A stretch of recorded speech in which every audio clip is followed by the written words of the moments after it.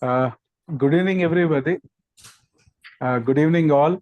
It's another interesting topic at Center for Social Dialogue. Uh, it's uh, it's all about one of a great thought leader, a gentleman to the core, a man initially known to the world through linguistics, later philosophy, and largely now known through political activism. A pioneer in a lot of critical way in both in science and social, at human nature, power structures, capitalism. So, sir, somebody should mute, please. So it is quite interesting to know today about a lecture from Avadhanam Raghukumar Garu on Noam Chomsky. ఆయన remembering చేసిన అంటే he still alive. ఆయన recent గా post చేసినట్టు there was a fake news that he has died అని ఒక news రావడం, దాన్ని సందర్భంగా ఆయన పోస్ట్ కూడా చేస్తున్నారు. So Noam Chomsky is a well-known for over 6 decades for me, if I am correctly known. He's written over 100 books. As it's a very well-known is some of his articles that have been coming in some of the leading Indian newspapers. Yeah, he has bought wisdom to an extent where it can be applied, it can be utilized, it can be understood by a common man. A fierce advocate of human rights and social justice, freedom of speech, especially his criticism towards government policy. Despite irritating governments a lot of times, putting them under pressure, he had the stature of being admired. Is a very interesting thing that I have noticed. I happened to have met him in one of his sessions in Chennai.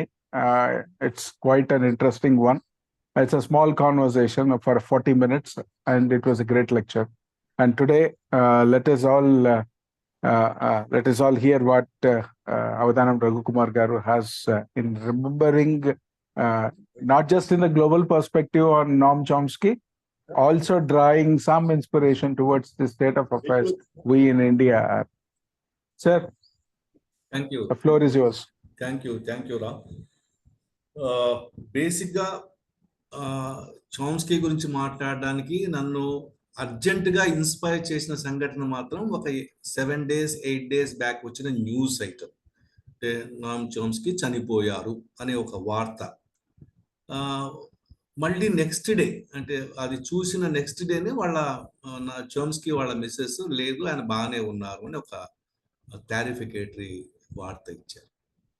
అయితే 95 ఏళ్ల వయసు, అది నమ్మడానికి నాకేం పెద్ద ఆశ్చర్యం అనిపించలేదు. ఎందుకంటే 95 ఏళ్ల వయసులో ఉన్నాడు, 1928లో పుట్టాడు ఆయన.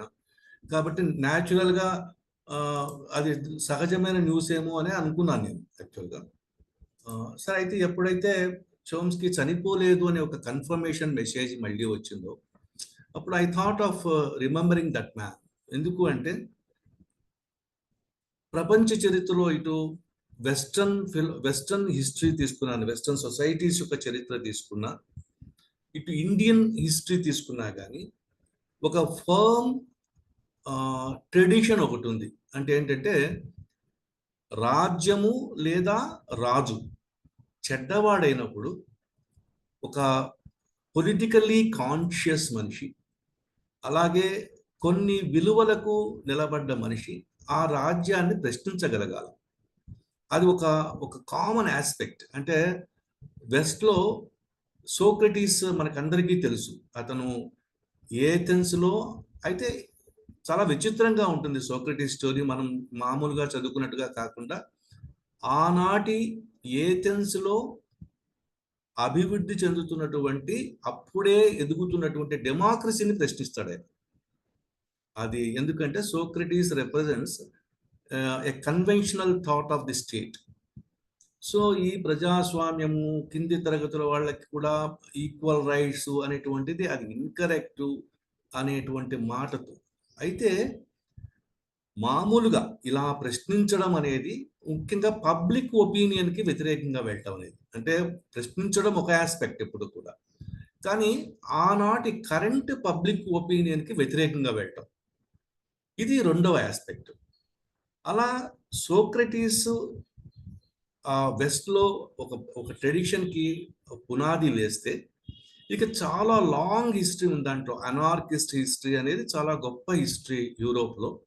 అనార్కిజం అనగానే మనకు తెలిసింది ఏమిటి అంటే, ఏదో వాళ్ళు ఆయుధాలు వాడతారు, మనుషులను చంపేస్తారు, స్టేట్‌ని వ్యతిరేకించే ప్రాసెస్‌లో విధ్వంసం సృష్టిస్తారు అని.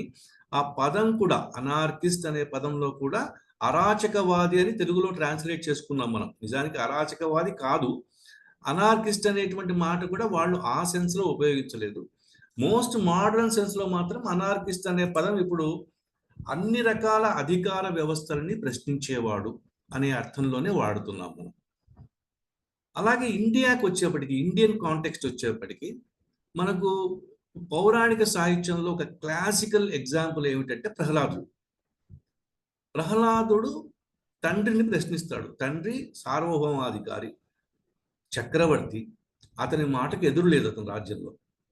కానీ ప్రహ్లాదుడు తను అర్థం చేసుకున్న విలువలకి తండ్రి వ్యతిరేకి, లేదా తండ్రికి తాను వ్యతిరేకి అనుకుంటాడు. తండ్రిని ప్రశ్నిస్తూ పోతాడు. తండ్రి అనేక శిక్షల్ని వేస్తాడు. వాటన్నిటిని భరిస్తాడు. ఎట్లయితే సోక్రటీస్ నేను నేను నమ్ముకున్న విలువల కోసం వాళ్ళ హెమ్లాక్ అనేటువంటి విషయం ఇస్తే నేను తాగుతాను. నిజానికి సోక్రటీస్‌కు పారిపోవడానికి, తప్పించుకోవడానికి జైలు నుంచి అనేక అరేంజ్‌మెంట్స్ కూడా జరుగుతాయి. ఫ్రెండ్స్ చాలామంది అతన్ని ఈజీ ఎస్కేప్‌కి రెడీ చేస్తారు. ఇన్‌ఫాక్ట్ ఆ ప్రాసిక్యూషన్ ఆఫ్ సోక్రటీస్ చదివినా గాని, వాళ్ళు పాపం ప్రాసిక్యూట్ చేసేవాళ్ళు కూడా నిరంతరం వెయిట్ చేస్తుంటారు. ఒక్కసారన్నా ఈయన గనక గిల్ట్‌ని అడ్మిట్ చేస్తే, చిన్న రేంజ్‌లో అయినా సరే, తక్కువ స్థాయిలో అయినా సరే అడ్మిట్ చేస్తే, అతన్ని వదిలేద్దామని చూస్తుంటుంది ప్రాసిక్యూషన్. అయితే మొత్తం మీద ఆయనేమో అడమెంట్‌గా కూర్చుంటాడు. చివరికి వాళ్ళు అతన్ని విషమిచ్చి చంపాల్సి వస్తుంది. గ్రీకు చరిత్రలో దాన్ని అత్యంత విషాదకరమైన సంఘటనగా గ్రీకు ఇంటెలెక్చువల్స్ మొత్తం యాక్సెప్ట్ చేస్తారు. ఒక్క గ్రీక్ ఇంటెలెక్చువల్సే కాదు, సబ్సిక్వెంట్‌గా వచ్చినటువంటి పాశ్చాత్య మేధావులు కూడా ఇప్పటికీ వాళ్ళు అసలు సోక్రటీస్‌ని అలా శిక్షకు గురి చేయడం వల్లే గ్రీకు యొక్క ఇంటెలెక్చువల్ గ్రోత్ ఆగిపోయింది అన్నంత దాకా వెళ్తారు వాళ్ళు. ఈవెన్ స్టేట్ కూడా, అంటే ఆనాటి ఏథెన్స్ స్టేట్ కూడా తర్వాత సబ్సిక్వెంట్ కాలంలో అందరూ బహిరంగంగా చేస్తారు అని ఒక మాట అంటారు సోక్రటీస్ గురించి చెప్పినప్పుడు. అట్లాగే భారతదేశంలో కూడా ఒక గొప్ప ట్రెడిషన్ ఉందని చెప్పాను కదా, ప్రహ్లాదుడు మొదలుకొని. అలాంటి క్లాసికల్ ఎగ్జాంపుల్‌లో అంటే 2 అంశాలు నేను ఎప్పుడు చెప్పేది. ఒకటేంటంటే స్టేట్‌ని వ్యతిరేకించడం చాలా మంది వ్యతిరేకిస్తారు. అది అందులో పెద్ద ఆశ్చర్యకరం, చాలా మంది రాజ్యాన్ని వ్యతిరేకిస్తారు.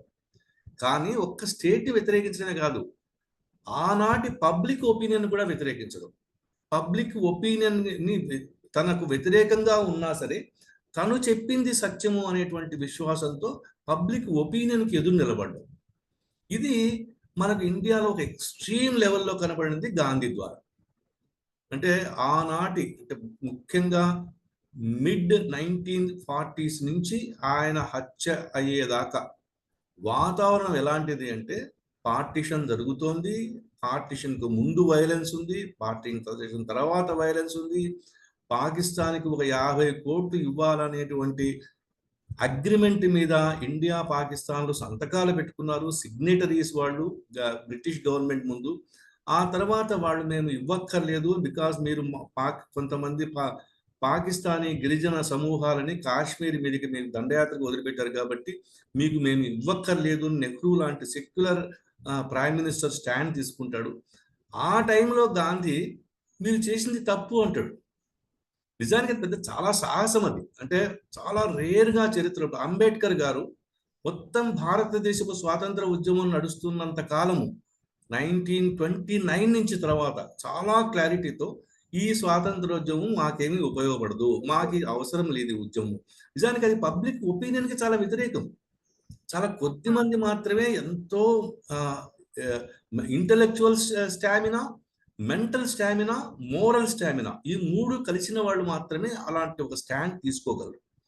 అలా దాదాపు కొన్ని వందల వేల ఏళ్ల ప్రపంచ చరిత్రని గమనిస్తే అలా ఒక మనిషి చాలా స్ట్రాంగ్గా ఒక పొజిషన్ తీసుకొని, అతను బేసిక్గా లింగ్విస్ట్ అయినప్పటికీ అతని పొలిటికల్ ఫిలాసఫీ కూడా అతని లింగ్విస్టిక్ ఐడియాస్ నుంచి వచ్చింది. అదే ప్రత్యేకంగా మళ్ళీ లింగ్విస్టిక్ ఐడియా సపరేటు, ఆయన యొక్క పొలిటికల్ థీరీస్, పొలిటికల్ ఐడియాస్, ఆయన ఏం పొలిటికల్ థియరిటీషియన్ కాదు, ఆయన ఏం పొలిటికల్ థియరీ అంటూ ఫామ్ చేయలేదు, కానీ లింగ్విస్టిక్ థియరీస్ని ఆధారంగా చేసుకుని తన పాలిటిక్స్ను కూడా, అంటే ముఖ్యంగా క్రిటిక్ ఆఫ్ ది స్టేట్ అంటాం మనం, అది కండక్ట్ చేసినటువంటి ఒక గొప్ప వ్యక్తి ఎవరు అంటే నోయమ్ చోమ్స్కీ. నోయమ్ చోమ్స్కీ గురించి ఎందుకు మనం ప్రస్తావించుకోవాలి అంటే, ఇవాళ ఒక్క భారతదేశంలో మాత్రమే అథారిటేరియన్ రూల్ నడుస్తుంది అనుకోవడం భ్రమ. ప్రపంచవ్యాప్తంగా కూడా కొంత అథారిటేరియన్ ట్రెండ్స్ రీఅసెట్ చేసుకుంటున్నాయి. అంటే సెకండ్ వరల్డ్ వార్ తరువాత ఫ్యాసిజం, నాజిజం అనేవి రెండూ కూడా ఇంటలెక్చువల్ సర్కిల్స్ నుంచి చాలా తీవ్రమైన క్రిటిసిజంకి గురి చేయబడ్డాయి. అందువల్ల దాదాపు ఒక 30-40 ఏళ్ల పాటు, అంటే కరెక్ట్గా బట్టి 2 జనరేషన్స్ పాటు నాజిజం అని మాట్లాడడానికి కానీ, హిట్లర్ పుస్తకం ఒకటి ఉంది, మీన్ క్యాంప్ అనే పుస్తకం ఒకటి ఉందని కానీ, అది కొనడానికి కానీ, అసలు హిట్లర్ గురించి ప్రస్తావన చేయడానికి కానీ జర్మనీ, యూరోప్ దేశాలు కంగారు పడేవి. అంటే మళ్ళీ ఎక్కడ ఆ పాత ఐడియాస్, ఆ అథారిటేరియన్ ట్రెండ్స్ మా దగ్గరికి వచ్చేస్తాయో అని. కానీ ఇవాళ రేపు చూస్తుంటే మొత్తం ఆ నేరేటివ్స్ అన్నీ మారిపోయినాయి. What is wrong with Hitler అనేటువంటి మాటలు వినబడుతున్నాయి. అంటే ఇవన్నీ జరగకూడదు అని నేను చెప్పను. అంటే ఎప్పుడు కూడా చరిత్రలో తిరిగి తిరిగి పునశ్చరణ జరుగుతూ ఉంటుంది, పునర్మూల్యాంకనం జరుగుతూ ఉంటుంది. ప్రజలు మళ్ళీ ఎప్పటికప్పుడు పాత ఐడియాస్ని రీవిజిట్ చేస్తూ ఉంటారు. కరెంట్ ఒపీనియన్ కరెక్టా కాదా అనేది ప్రశ్నిస్తూ ఉంటారు. కాబట్టి అందువరకు తప్పేమీ లేదు. కానీ అత్యంత ఏమాత్రము ఎలాంటి దిగులు, భయము లేకుండా ఒక కల్చరల్ హెజిమోనీని ప్రజల మీద రుద్దేటువంటి అవకాశం అంతటా, ప్రపంచమంతటా కనబడుతోంది. అంటే నేషనలిజం అనేది మళ్ళీ ఒక వైల్డ్ ట్రెండ్గా మారడం అనేది. Nationalism it self is not wrong. Nation గురించి ఆలోచించడం తప్పు కాదు. కానీ ఆ నేషనలిజం అనేది కనుక ఒక స్థాయి దాటి వెళ్తే దాన్ని ఆపడం కానీ, దాని తర్వాత దాని నేరేటివ్స్ క్వశ్చన్ చేయడం కానీ కామన్ మ్యాన్కి, ఈవెన్ ఇంటెలెక్చువల్ కూడా సాధ్యం కాదు. ఇది బ్యాక్గ్రౌండ్. ఈ బ్యాక్గ్రౌండ్లో ఈ చోమ్స్కీ అనే వ్యక్తి చేసినటువంటి కాంట్రిబ్యూషన్, అది బహుశా ఈ మధ్య కాలంలో ఎవ్వరూ కూడా అంత స్ట్రాంగ్గా యాంటీ స్టేట్గా నిలబడలేదు. అంటే అసలు యాంటీ స్టేట్గా నిలబడమే కాదు, తన జీవితం మొత్తం ఆయన మొట్టమొదటిసారిగా స్టేట్ యొక్క క్రిటిక్ ఎప్పుడయ్యాడు అంటే 10 ఏళ్ల వయసులో. 10 ఏళ్ల వయసులో ఆయన వాళ్ళ స్కూల్ మ్యాగజైన్లో ఒక ఎడిటోరియల్ రాస్తూ ఆనాటి స్పెయిన్ బార్సిలోనా పడిపోవడం అనే దాని మీద, స్పానిష్ వారిలో బార్సిలోనా పడిపోవడము, దానివల్ల ఫ్యాసిజం అనేది ఎలా డెవలప్ అయ్యే అవకాశం ఉంది, ఇది ఆయన రాసింది 1938లో, సెకండ్ వరల్డ్ వార్ టైంలో. అప్పటికి ఆయన వయసు 10 ఏళ్ళు. ఆ ఎడిటోరియల్లోనే ఆయన ఈ బార్సిలోనా పడిపోవడము, దాని యొక్క ఫ్యాసిస్ట్ ట్రెండ్స్ ఎలా దీన్ని ఫ్యూచర్ని గైడ్ చేస్తాయి అనేటువంటి ఆలోచనని తీసుకున్న వ్యక్తి. అలాగే 10 ఏళ్ల వయసు నుంచి ఆయన 13 ఏళ్ల వయసు నుంచే ఆయన దాదాపు ఆనాటి అమెరికాలో ఉన్నటువంటి జూయిష్ లేబర్ ఓరియంటెడ్ ఇంటెలెక్చువల్స్తో కలిసి డిబేట్స్ కండక్ట్ చేసేవాడు 13 ఏళ్ల వయసులో. అది అసాధారణమైన ప్రతిభ. అలాగే మొత్తం తన జీవితం అంతా కూడా ఆయన 2 అంశాలని, అంటే ఆబ్జెక్టివిటీ అండ్ లిబరల్ స్కాలర్షిప్ అంటాము. ఆబ్జెక్టివిటీ అండ్ లిబరల్ స్కాలర్షిప్, ఇవి ఆయన యొక్క ప్రధానమైనటువంటి ఫిలసాఫికల్ ఫౌండేషన్స్. ఆబ్జెక్టివిటీ అనేది మీకు ఐడియా ఉంటుంది, అమెరికాలో చాలా ప్రధానమైనటువంటి సైద్ధాంతిక ప్రాతిపదిక. ఎందుకంటే అంతకుముందు ఎయిన్ ర్యాండ్ కూడా ఆబ్జెక్టివిజం అనేటువంటి దాని మీదనే ఆమె ఫిలసాఫికల్ ఫౌండేషన్ అంతా ఆధారపడి ఉంటుంది. అంటే ఎలాంటి అంటే ఒక సొసైటీని ఒక అబ్జర్వర్ లాగా చూడడం, నాట్ యాజ్ ఎ పార్టిసిపెంట్, చూసి ఆబ్జెక్టివ్గా సొసైటీని అర్థం చేసుకోవడం, చుట్టూ ఉన్నటువంటి ప్యాషన్స్, ఎమోషన్స్ని తో ఇన్ఫ్లుయెన్స్ కాకుండా ఉండడం, తన మైండ్ని ఇన్ఫ్లుయెన్స్ కాకుండా ఉంచుకోవడం. ఎందుకంటే మార్క్ ట్వైన్ కూడా ఒక చోట చాలా అద్భుతమైన మాట అంటాడు, ఎప్పుడైనా నీ జీవితంలో నీ మెదడు రైట్ వింగ్ ఆలోచనల వైపు బలంగా వెళ్తుంది అనుకున్న ప్రతిసారి కాసేపు ఆగిపో అంటాడు. కాసేపు ఆగిపోయి మళ్ళీ రిఫ్లెక్ట్ చేసుకో, ఎక్కడ తేడా వస్తుంది అంటాడు. అంటే సహజం ఇది. మామూలుగా చరిత్రలో గమనంలో మనం ఉన్నటువంటి మన చుట్టూ ఉన్న లోకల్ ఇన్ఫ్లుయెన్సెస్ మన మీద పని చేయకుండా ఉండవు. ఒకవేళ పూర్తిగా అలా పని చేయకుండా నన్ను నేను సీల్ చేసుకున్నానని ఎవరైనా అనుకుంటే బహుశా అది ఒక నెగిటివ్ యాక్టివిటీ అవుతుంది, నాకు నెగిటివ్ ఐడియా అవుతుందని గొప్పతనం ఏం కాదు. కాబట్టి ఈ ఆబ్జెక్టివిటీ అనేది అమెరికన్ ఫిలాసఫీలో చాలా ఇంపార్టెంట్ ఆస్పెక్ట్. వాళ్ళ అదొకటి. లిబరల్ స్కాలర్షిప్, అంటే లిబరల్గా సొసైటీని అర్థం చేసుకోవడం, ఈ రెండు కూడా ఆయన మొత్తం జీవితంలో, ఆయన మొత్తం అంటే గ్యాబ్రియల్ జాక్సన్ అనే ఒక చరిత్రకారుడు చోమ్స్కీ యొక్క ఎంటైర్ లైఫ్ ఫిలాసఫీని అనలైజ్ చేస్తున్నప్పుడు ఈ రెండే అంటాడు. ఆయన మొత్తం ఆయనలో తెలుసుకోవాల్సిన మనం ఆబ్జెక్టివిటీ అండ్ లిబరల్ స్కాలర్షిప్. అలాగే ఇంకొక రెండు ఇన్ఫ్లుయెన్సెస్ ఉన్నాయి ఆయన మీద, అంటే అనార్కో సిండికలిజం అంటాము. అనార్కో సిండికలిజం, సిండికలిజం అనేది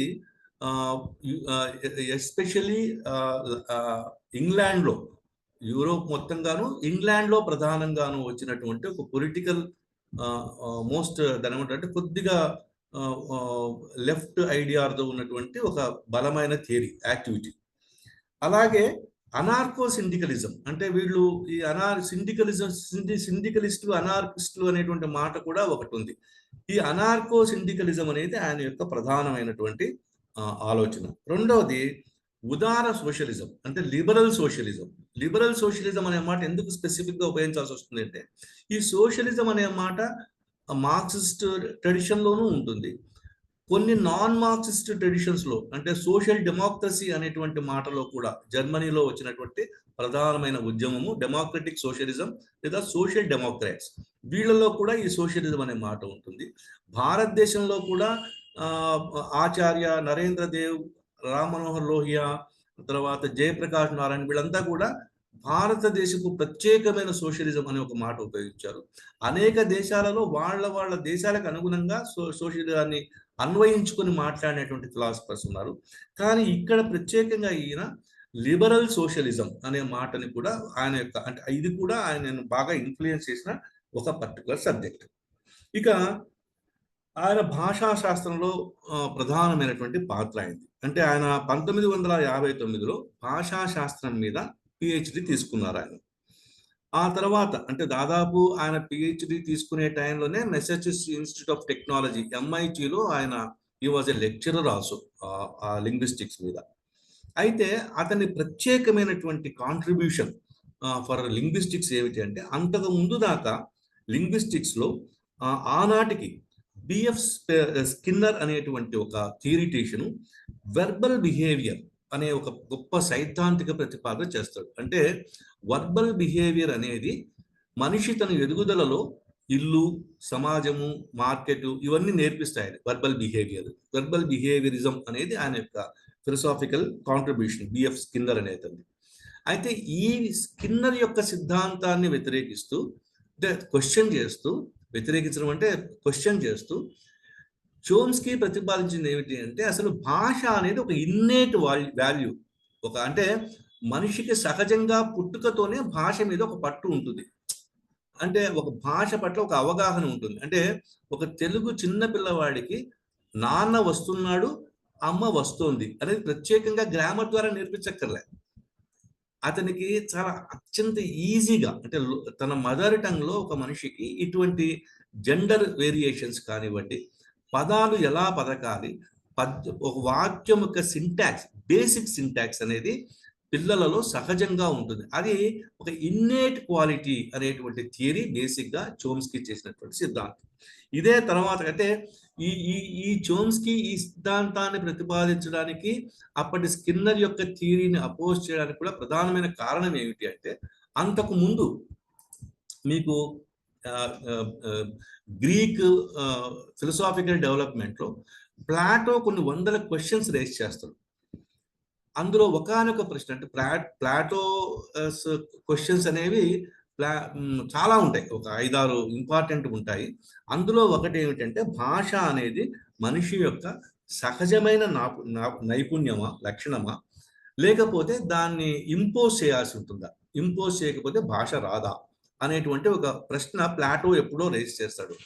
ఆ ప్రశ్నకి సమాధానం వెతుక్కుంటూ చేసిన కృషే ప్రస్తుతం ఇప్పుడు మనం చెప్పేటువంటి చోమ్స్కీ థియరీ. ఇక ఈ తర్వాత కాలంలో ఈ ఫిలాసఫీ అంటే ఇతని యొక్క లింగ్విస్టిక్ ఫిలాసఫీ అనేది అనేక మార్పులకు లోనైంది. తర్వాత ఆయన ఫైనల్ గా వచ్చిన ఒకానొక స్టేజ్ ఏమిటి అంటే, ప్రిన్సిపల్స్ అండ్ పారామీటర్స్ అంటారు దాన్ని.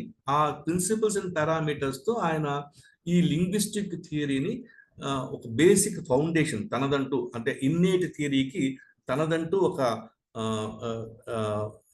సైద్ధాంతీకరణ ఇస్తాడు ఆయన. అందులోనే వివిధ దేశాల భాషల వ్యాకరణము, ఆ ప్రాంతాల పిల్లలకు సహజంగా వచ్చే పరిజ్ఞానము అనేటువంటి ఒక థియరైజేషన్ చేస్తాడు ఆయన.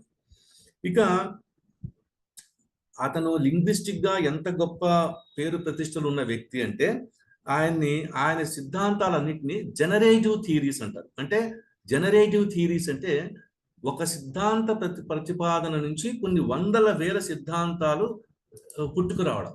అంటే ఇప్పుడు ప్లాటో అలాంటి ఒక జనరేటివ్ ఫిలాసఫర్. చక్కగా అర్థం చేసుకుంటే చక్కగా పరిశీలించగలిగేటువంటి ఒక ఇంటలెక్చువల్ కమ్యూనిటీ కనుక ఇండియాలో డెవలప్ అయ్యింటే, గాంధీ అలాంటి ఒక జనరేటివ్ థియరిటీషియన్. అంటే అతన్ని నేను సీరియస్గా తీసుకుంటే కనీసం అంటే ఒక 100 నుంచి 150 దాకా వండర్ఫుల్ థియరీస్ అతని లైఫ్లో నుంచి, అతను చెప్పిన మాటల్లో నుంచి తీసుకోవచ్చు. కానీ ఇక్కడ ఈ మాట కూడా ఎందుకు చెప్తున్నానంటే, మళ్ళీ రేపు నేను ఇంకొక చోట అంటే తెలంగాణ శాటిలైట్లో మళ్ళీ Gandhi and his political thought అనే టాపిక్ మీద నన్ను ఇన్వైట్ చేశారు రేపు వాళ్ళు మాట్లాడడానికి. అసలు అంటే ఈ టైప్ ఆఫ్ జనరేటివ్ థియరీస్ని ప్రతిపాదించిన వాళ్ళు గాంధీ కూడా చాలా గొప్ప వ్యక్తి. సరే, ఏది ఏమైనా కానీ చోమ్స్కీ భాషా సిద్ధాంతాలని జనరేటివ్ లేదా ట్రాన్స్ఫర్మేషనల్ జనరేటివ్ అనేటువంటి 3 మాటలతో క్వాలిఫై చేస్తారు. ఇదంతా ఒక ఆయన భాషా శాస్త్రం గురించినటువంటి విషయాలు. ఇప్పుడు దీనితో పాటుగా చోమ్స్కీ ఎందుకు మనందరికీ బాగా తెలుసు అంటే, he's the critic of the state. రాజ్యం యొక్క ప్రధాన విమర్శకుడు. అమెరికన్ స్టేట్ ని బహుశా అంత తీవ్రమైనటువంటి క్రిటిసిజానికి గురి చేసిన వాడు అమెరికాలోనే ఎవరు లేరు.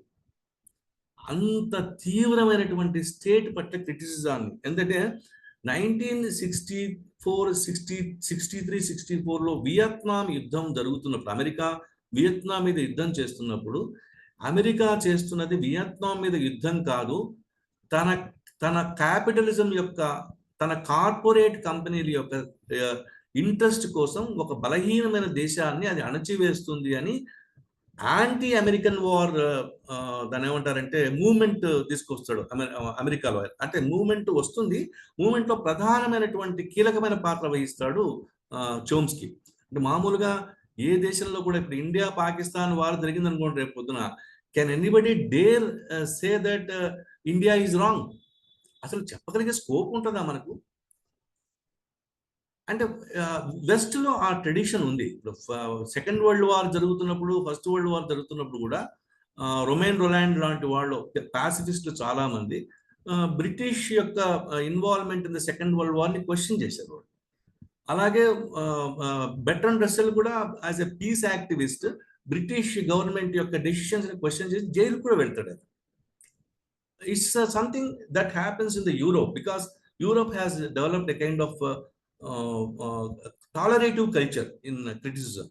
So ఈయన దాదాపు 1963-64లోనే వియత్నాం వార్ని, అమెరికా చేస్తున్న వియత్నాం వార్ని వ్యతిరేకించినటువంటి ఒక గొప్ప మనిషి. అంటే ఈ సందర్భంగా ఒక ఒక ఒక రోజా లగ్జంబర్గ్ అనేటువంటి ఒక ప్రముఖ కమ్యూనిస్ట్ యాక్టివిస్ట్, అలాగే ఒక గొప్ప ఏమంటండి మెయిన్ స్ట్రీమ్ కమ్యూనిజంతో కొంత విభేదించిన వ్యక్తి. లెనిన్ యొక్క కరెక్ట్నెస్ ఆఫ్ పొలిటికల్ యాక్షన్ ని క్వశ్చన్ చేసినటువంటి వ్యక్తి రోజా లగ్జంబర్గ్. ఆవిడ ఒక మాట అంటది, freedom is always the freedom of the డిసెంటర్స్. Freedom అనేది ఎప్పుడు కూడా కన్ఫర్మిస్ట్లకు కాదు. కన్ఫర్మిస్ట్లకు ఇప్పుడు ఫ్రీడమ్ అంటే ఏం అక్కర్లేదు. స్టేట్ ఏది చెబితే అది కరెక్ట్ అనే వాళ్ళకి ఫ్రీడమ్ యొక్క ప్రత్యేకత అంటూ ఏమీ ఉండదు. డిసెంటర్స్కి మాత్రం ఫ్రీడమ్ అనేది ఒక గొప్ప వాల్యూ. అందుకే freedom is always the freedom of the డిసెంటర్స్ అని అంటున్నాడు రోజా లగ్జంబర్గ్. అంటే స్వేచ్ఛ అనే మాట నిరసన గళం విప్పే వారి కోసం మాత్రమే. ఇలా మనిషిలోని సహజమైన సృజనాత్మక, మనిషి ప్రకృతిలోని ప్రధాన అంశం అంటాడు. అంటే సృజనాత్మకత, క్రియేటివ్ థింకింగ్ అనేది మనిషి యొక్క ప్రధానమైనటువంటి ప్రత్యేకత, గొప్పతనం. ఆ క్రియేటివ్ థింకింగ్ అనేది యానిమల్ వరల్డ్ నుంచి మనిషిని దూరం చేసింది, అంటే మనిషిని డిస్టింక్ట్ చేసింది. కాబట్టి ఈ క్రియేటివ్ థింకింగ్ ఉన్న మనిషి అంత ఈజీగా స్టేట్కి కన్ఫర్మిస్ట్గా కాలేడు అనేటువంటిది అతని బేసిక్ ఫౌండేషన్. అలాగే ఈ క్రియేటివిటీ అనేది ఒకటి, దానికి తోడు మళ్ళీ ఎప్పుడు కూడా సైన్స్ అనేది దానికి కప్పులు కావాలి. సైంటిఫిక్ థింకింగ్ అనేది, సైంటిఫిక్ థింకింగ్, క్రియేటివిటీ, ఈ రెండు కలిసినటువంటి, ఆ రెండిటి బేస్గా ఉన్నటువంటి యాక్టివిటీయే గొప్ప యాక్టివిటీ అనేటువంటిది చోమ్స్కీ యొక్క మరో ప్రతిపాదన. ఇలా దాదాపు అంటే ఒక కొన్ని దాని ఏమంటారంటే ఒక 40-50 ఏళ్ల పాటు కన్సిస్టెంట్గా స్టేట్ను అపోజ్ చేసి నిలబడగలిగినటువంటి నోమ్ చోమ్స్కీ 2005వ సంవత్సరంలో ఒక ఒపీనియన్ పోల్ జరిగినప్పుడు ఆయన ఏమంటాడంటే, వాళ్ళ ఒపీనియన్ పోల్ ఏమంటారంటే, ప్రపంచం సృష్టించినటువంటి లేదా ప్రపంచంలో ఇప్పటిదాకా వచ్చినటువంటి మేధావుల్లో అత్యంత అగ్రగణ్యుల్లో ఒకడు చోమ్స్కీ. అంటే చోమ్స్కీ ఒక్కడే అని ఎవరు అనరు, ఎందుకంటే ఈ క్లెయిమ్స్ అన్ని కూడా ఇన్కరెక్ట్ క్లెయిమ్స్. మావాడే మహోన్నతుడు, మావాడే మహావిజ్ఞాని అనేటువంటి మాటకి ఏం అర్థం ఉండదు. కాబట్టి ప్రపంచం సృష్టించినటువంటి అతి కొద్ది మంది మేధావులలో చోమ్స్కీ ఒకడు అనేటువంటి ఒక మాట ఉంటుంది. అట్లాగే ఆయన చాలా అడ్వాన్స్డ్గా పెద్దవాడయ్యాక ఎడ్వర్డ్ హెర్మన్ అనేటువంటి ఒక ఆర్థిక శాస్త్రవేత్తతో కలిసి the political economy of human rights అనేటువంటి ఒక పుస్తకం రాస్తాడు. ఈ political economy of human rights ఏమిటంటే, అసలు హ్యూమన్ రైట్స్ని చాలా మంది, అంటే మీకు మామూలుగా మనం ఇప్పుడంతా కూడా ఏమంటే ఈ హక్కులు ఏమిటండి, హక్కులు ప్రతిసారి హక్కులు అంటారు. హక్కులు పెద్ద బర్డెన్ అండి స్టేట్కి. అరెస్ట్ చేసిన వాడికి బోల్డ్ ట్రయల్ స్కోప్ ఇవ్వాలి, వాడిని జైల్లో పెడితే వాడికి బోల్డ్ ఫెసిలిటీస్ ఇవ్వాలి. ఈ హక్కులన్నీ ఏమిటండి, వాడు నేరం చేశాడు. ఇప్పుడు ఆ మధ్య ఏదో ఒక దిశ కేసుకు ముందు ఒక నేరం జరిగింది.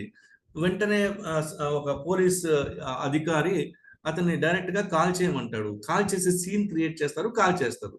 చాలా మంది ఆనందపడ్డారు. అంటే అప్పుడు మనం కూడా సెంటర్ ఫర్ సోషల్ డైలాగ్ సెషన్లో వెంకన్న అనే ఒక అతను వచ్చి, ఎందుకు ఇది తప్పు, ఇలా ఈ ఉద్రేకపూరితమైనటువంటి ఆలోచనలు ఎందుకు తప్పు, అంటే ఎందుకు ఇది ఇక్కడ తప్పు రైటు అనే దానికంటే కూడా అసలు హ్యూమన్ రైట్స్కి ఏదైనా పొలిటికల్ ఎకానమీ ఉందా, అంటే ఆర్థిక శాస్త్రం సంబంధించిన విలువలు ఏమైనా ఉన్నాయా దానికి అనేది ఎగ్జామిన్ చేసిన పుస్తకమే the political economy of human rights, 1979లో వచ్చిన పుస్తకం.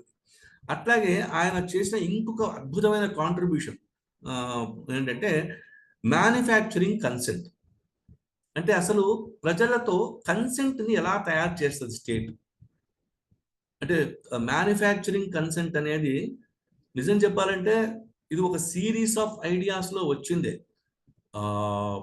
అంటే మామూలుగా ఇంతకు ముందు కూడా ఈ టొటాలిటేరియన్ స్టేట్స్ మీద హన్నా అరెండ్ లాంటి వాళ్ళు థియరిటికల్గా దాన్ని అప్రోచ్ అయినప్పుడు అసలు ఈ టొటాలిటేరియన్ స్టేట్స్ ఎలా బిహేవ్ చేస్తాయి, ఎలా పీపుల్ని తమ కంట్రోల్కి తీసుకొస్తాయి. అంటే ఇప్పుడు ఉదాహరణకి అదేదో సౌత్ కొరియాలో ప్రెసిడెంట్ ఏడిస్తే ప్రజలంతా ఏడవాలి, ఏడుస్తారు కూడా సహజంగా వాళ్ళు. అంటే they are trained to cry, they are trained to laugh when the president laughs.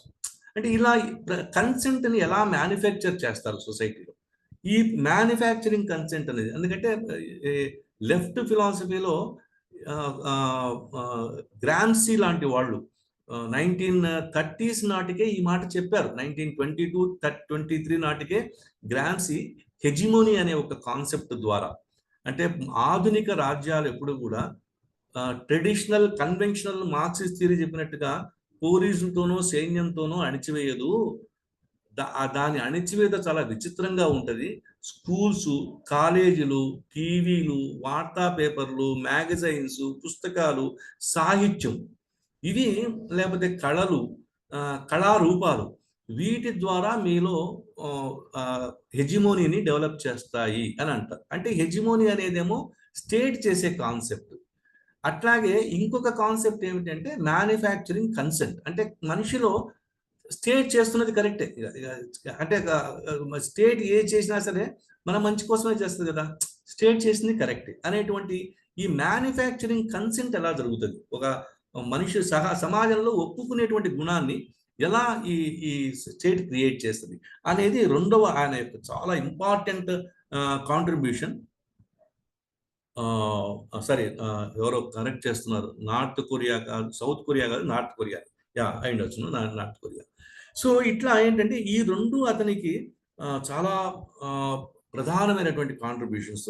ముఖ్యంగా మ్యానుఫ్యాక్చరింగ్ కన్సెంట్లో అమెరికాలో సమాచారాన్ని ఎలా ఫిల్టర్ చేస్తారు ప్రభుత్వాలు, ఎలా మీకు ప్రభుత్వానికి అనుకూలమైనటువంటి సమాచారాన్ని మాత్రమే ప్రజల మధ్యకు తీసుకొస్తారు. అంటే ఒక్కోసారి సమాచారాన్ని బ్యాన్ చేస్తే చాలండి, చాలా విషయాలు. అంటే ఈ మధ్యకాలంలో ఒక 3-4 ఏళ్ల క్రితం అనుకుంటాను, ఒక తానా అంతకుముందు ఎప్పుడో గతంలో ప్రెసిడెంట్గా పనిచేసిన ఒక ఆయన, డాక్టర్ గొల్లనపల్లి ప్రసాద్ గారు కండక్ట్ చేసేటువంటి గాంధీ కింగ్ ఫౌండేషన్లో ఒక లెక్చర్ కోసం వచ్చారు. ఆయన ఏమంటారంటే ఒక జనరేషన్ ఆఫ్ ది పీపుల్ని అంతకుముందు ప్రీవియస్ జనరేషన్స్ యొక్క ఇన్ఫర్మేషన్ నుంచి ఒక 3-4 జనరేషన్స్ కనుక దూరం చేయగలిగితే ఆ కొత్త జనరేషన్ పాత సమాచారాన్ని మొత్తం మర్చిపోతుంది అని. అంటే ఇది ఏమవుతుందంటే people will be train to think that they don't belong to the past. ఇది అంటే ఆయన వాళ్ళు చెప్పడం ఏంటంటే ప్రతి జనరేషన్కి నెక్స్ట్ జనరేషన్కి మధ్య ఒక 10-15% గ్యాప్ వస్తే ఒక 6-7 జనరేషన్స్ తర్వాత మీరు పూర్తిగా అసలు వాళ్ళకు పాస్ట్తో సంబంధం లేని సమాజాన్ని ఒకదాన్ని తయారు చేయొచ్చు అని అమెరికాలో ఒక రీసెర్చ్ ఏదో వచ్చింది అని చెప్పారు ఆయన. అట్లాగే సమాచారాన్ని మిమ్మల్ని ఒక రకంగా ట్రైన్ చేయడమే కాదు, ఒక సమాచారాన్ని మీకు రాకుండా ప్రివెంట్ చేసినా కానీ you start believing that things have changed. This is one of the wonderful things state is doing నౌడేస్. అంటే మ్యానుఫ్యాక్చరింగ్ కన్సెంట్కి కావాల్సినటువంటి ఐడియాలజికల్ పర్స్పెక్టివ్స్ మాత్రమే ఇంట్రడ్యూస్ చేయడం కాదు, ఒక్కొక్కసారి అవసరమైన సమాచారాన్ని, మీకు చేరవలసిన సమాచారాన్ని చేరకుండా చేస్తే కూడా మీరు అది జరగలేదు అనుకుంటారు. ఫ్యాక్ట్. ఇప్పుడు ఈ మధ్యకాలంలో మీరు ఇంకా జాగ్రత్తగా గమనిస్తే చరిత్ర రచన అనేది ఎంత ఘోరమైన సబ్జెక్టుగా మారిపోయింది అంటే everybody is writing his own history. అసలు హిస్టరీ అనేది ఒక అకాడమిక్ సబ్జెక్టుగా దాని విలువను కోల్పోయింది. అంత విచిత్రమైన కండిషన్స్ ఇండియాలో డెవలప్ అవుతున్నాయి. 2016లో ఆక్స్ఫర్డ్ యూనివర్సిటీ వాళ్ళు అప్పుడే వస్తున్న సోషల్ మీడియా ఇన్ఫ్లుయెన్స్ గురించి రీసెర్చ్ చేస్తూ, సోషల్ మీడియా ఇన్ఫ్లుయెన్స్కి అతి ఎక్కువగా లోనైన సమాజం భారతదేశపు సమాజము అని ఒక రీసెర్చ్ డాక్యుమెంట్ తీస్తారు వాళ్ళు. అంటే సోషల్ మీడియా చెప్పిందే కరెక్టు, సోషల్ మీడియాయే నిజం అంటే ఎంత దాకా వెళ్ళిపోతుందంటే, ఇది నాకు చాలా బాగా తెలిసినటువంటి చాలామంది పెద్దవాళ్ళు నాతో అప్పుడప్పుడు మాట్లాడేటప్పుడు ఇటువంటి మాటలు అంటూ ఉంటారు. నెహ్రూ ముస్లిం కదటండి. నాకు నిజంగా ఒకసారి, ఎందుకంటే 10 ఏళ్లలో వచ్చిన సోషల్ మీడియా సమాచారము అంతకుముందు నేను 50 ఏళ్లుగా నేర్చుకున్నటువంటి సమాచారాన్ని వ్యతిరేకిస్తుంది. అండ్ నేను నమ్ముతున్నా. సమస్య ఏంటంటే ఉండడం కాదు, దాన్ని నేను యాక్సెప్ట్ చేస్తున్నా. ఈ సోషల్ మీడియా ఇన్ఫ్లుయెన్స్ అనేది ఇండియాలో ఎంత బలంగా ఉంటుంది అంటే మ్యానుఫ్యాక్చరింగ్ కన్సెంట్ అనేది రకరకాల ఆస్పెక్ట్లో జరుగుతుంది భారతదేశంలో. అది అతి ఎక్కువ ఇన్ఫ్లుయెన్స్కు లోనేటువంటి సమాజము భారతదేశము అని ఆక్స్ఫర్డ్ యూనివర్సిటీ వాళ్ళు 2016లో ఇచ్చిన ఒక రీసెర్చ్ డాక్యుమెంట్లో చెప్తారు. అంటే మ్యానుఫ్యాక్చరింగ్ కన్సెంట్ అనేది రకరకాలుగా జరుగుతుంది. ఇంతకు ముందు ఏంటంటే కన్వెన్షనల్ వామపక్షవాదులంతా కూడా స్టేట్ అంటే అణచివేత, స్టేట్ అంటే పోలీస్ ఫోర్సు, స్టేట్ అంటే మిలిటరీ ఫోర్సు, వాళ్ళు వచ్చి మన ఏదో అణిచేస్తారు. ఇప్పుడేం అణిచేయక్కర్లే. వరుసగా 4 సినిమాలు మీకు మీ ఊళ్ళో సినిమా థియేటర్లు కట్టించేసి సినిమాలు మీకు ఫ్రీగా చూపిస్తే మీకు సినిమాయే ఎడ్యుకేషన్ అయిపోతుంది. ఇక మీకు మళ్ళీ ప్రత్యేకంగా పుస్తకాలు తీసి ఇప్పుడు ఇవాళ హిస్టరీ బుక్స్ తీసి చదివి కష్టపడి ఇది కరెక్టా కాదా అని చెప్పగలిగే ఓపిక యంగ్స్టర్స్లో లేదు, పెద్దవాళ్ళలో కూడా లేదు. పెద్దవాళ్ళు కూడా they are easily accepting the WhatsApp information without even, అంటే ఒక్కోసారి మనము చిన్నప్పుడు చదువుకుంది కూడా తప్పు అంటే అవునేమో అనుకుంటున్నాం మనం. చాలా అంటే ఇది this is how the consent is manufactured in the society. ఇక ఇక్కడ చోమ్స్కీ యొక్క సెకండ్ ఇంపార్టెంట్ కాంట్రిబ్యూషన్ ఏంటంటే state has to be subjected to criticism and it shall be a continuous criticism and intellectuals have a duty to be always conscious to collect the missing points and place before the people to take a proper judgment, informed judgment. Otherwise, ఇది intellectuals యొక్క ప్రధానమైనటువంటి పాత్ర అని అనుకోవడమే కాకుండా దాన్ని తన జీవితం మొత్తము ఇంప్లిమెంట్ చేయడానికి ప్రయత్నం చేసినటువంటి ఒక వ్యక్తి చోమ్స్కీ. అలాగే ఒక వ్యక్తి రాజ్యాన్ని వ్యతిరేకించినంత మాత్రాన లేదా ఆనాటి రాజ్యపు అత్యంత ఉన్నతమైనటువంటి వ్యక్తి ఆ రాజ్యంలో, అతను చక్రవర్తి కావచ్చు, మహారాజు కావచ్చు, ప్రధానమంత్రి కావచ్చు, ప్రెసిడెంట్ కావచ్చు, అతన్ని వ్యతిరేకించినంత మాత్రాన దేశాన్ని వ్యతిరేకించినట్టు కాదు. ఏమిటి ఈ మధ్య దేశద్రోహం అనేటువంటి ఒక మాట ఎంత ఈజీగా వాడేస్తున్నారంటే, మీరు ఒకప్పుడు ఇందిరాగాంధీ టైంలో బారువా, డికే బారువా అనే ఒక minister Indira is India, India is Indira, India is Indira and India is అని ఒక స్లోగన్ ఇస్తాడు. అంటే ఒక వ్యక్తి భారతదేశం అయిపోతుంది, భారతదేశమే ఆ వ్యక్తి అయిపోతుంది. ఇంకా ప్రత్యామ్నాయం అన్నమాట, రెండు దేశము వ్యక్తి రెండు కలిసిపోతాయి. ఇప్పుడు ఇవాళ కూడా చాలాసార్లు ఎవరైనా మోడీని విమర్శిస్తే దేశాన్ని విమర్శించినట్టు అనేటువంటి ఒక కాన్సెప్ట్ తీసేసుకుంటారు. నిజానికి అది నెసెసరీగా అవసరం లేదు, కాక్కర్లేదు. కానీ ఒక రకమైనటువంటి వాతావరణం అయితే మాత్రం సమాజంలో సామాజిక మాధ్యమాలలో మెల్లమెల్లగా క్రియేట్ అవుతుంది. ఇది ఈ కండిషన్స్లో ముఖ్యంగా ఇంటెలెక్చువల్స్ అనేవాళ్ళు ప్రతిసారి ఇంటెలెక్చువల్ అనగానే కొంతమంది వామపక్షం మీద వాళ్ళు ఎక్స్ట్రీమ్లో ఉన్న వాళ్ళు ఏమంటారంటే వీటి మీద సాయుధ పోరాటాలు చేసిన వాళ్ళే కరెక్ట్ అంటారు. కాదు, యాక్చువల్గా జరగవలసినటువంటి యుద్ధం అంతా కూడా మెయిన్ స్ట్రీమ్లో ఉంటుంది, ప్రజల మధ్య ఉంటుంది.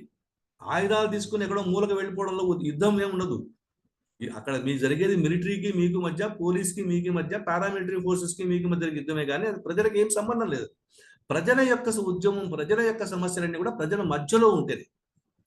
ఇక్కడ ఉండి వీటి గురించి మాట్లాడతానే ప్రజలను మళ్ళీ ఎడ్యుకేట్ చేయడానికి ప్రయత్నం చేస్తుంది. ఇది చోమ్స్కీ యొక్క మరొక గొప్ప కాంట్రిబ్యూషన్.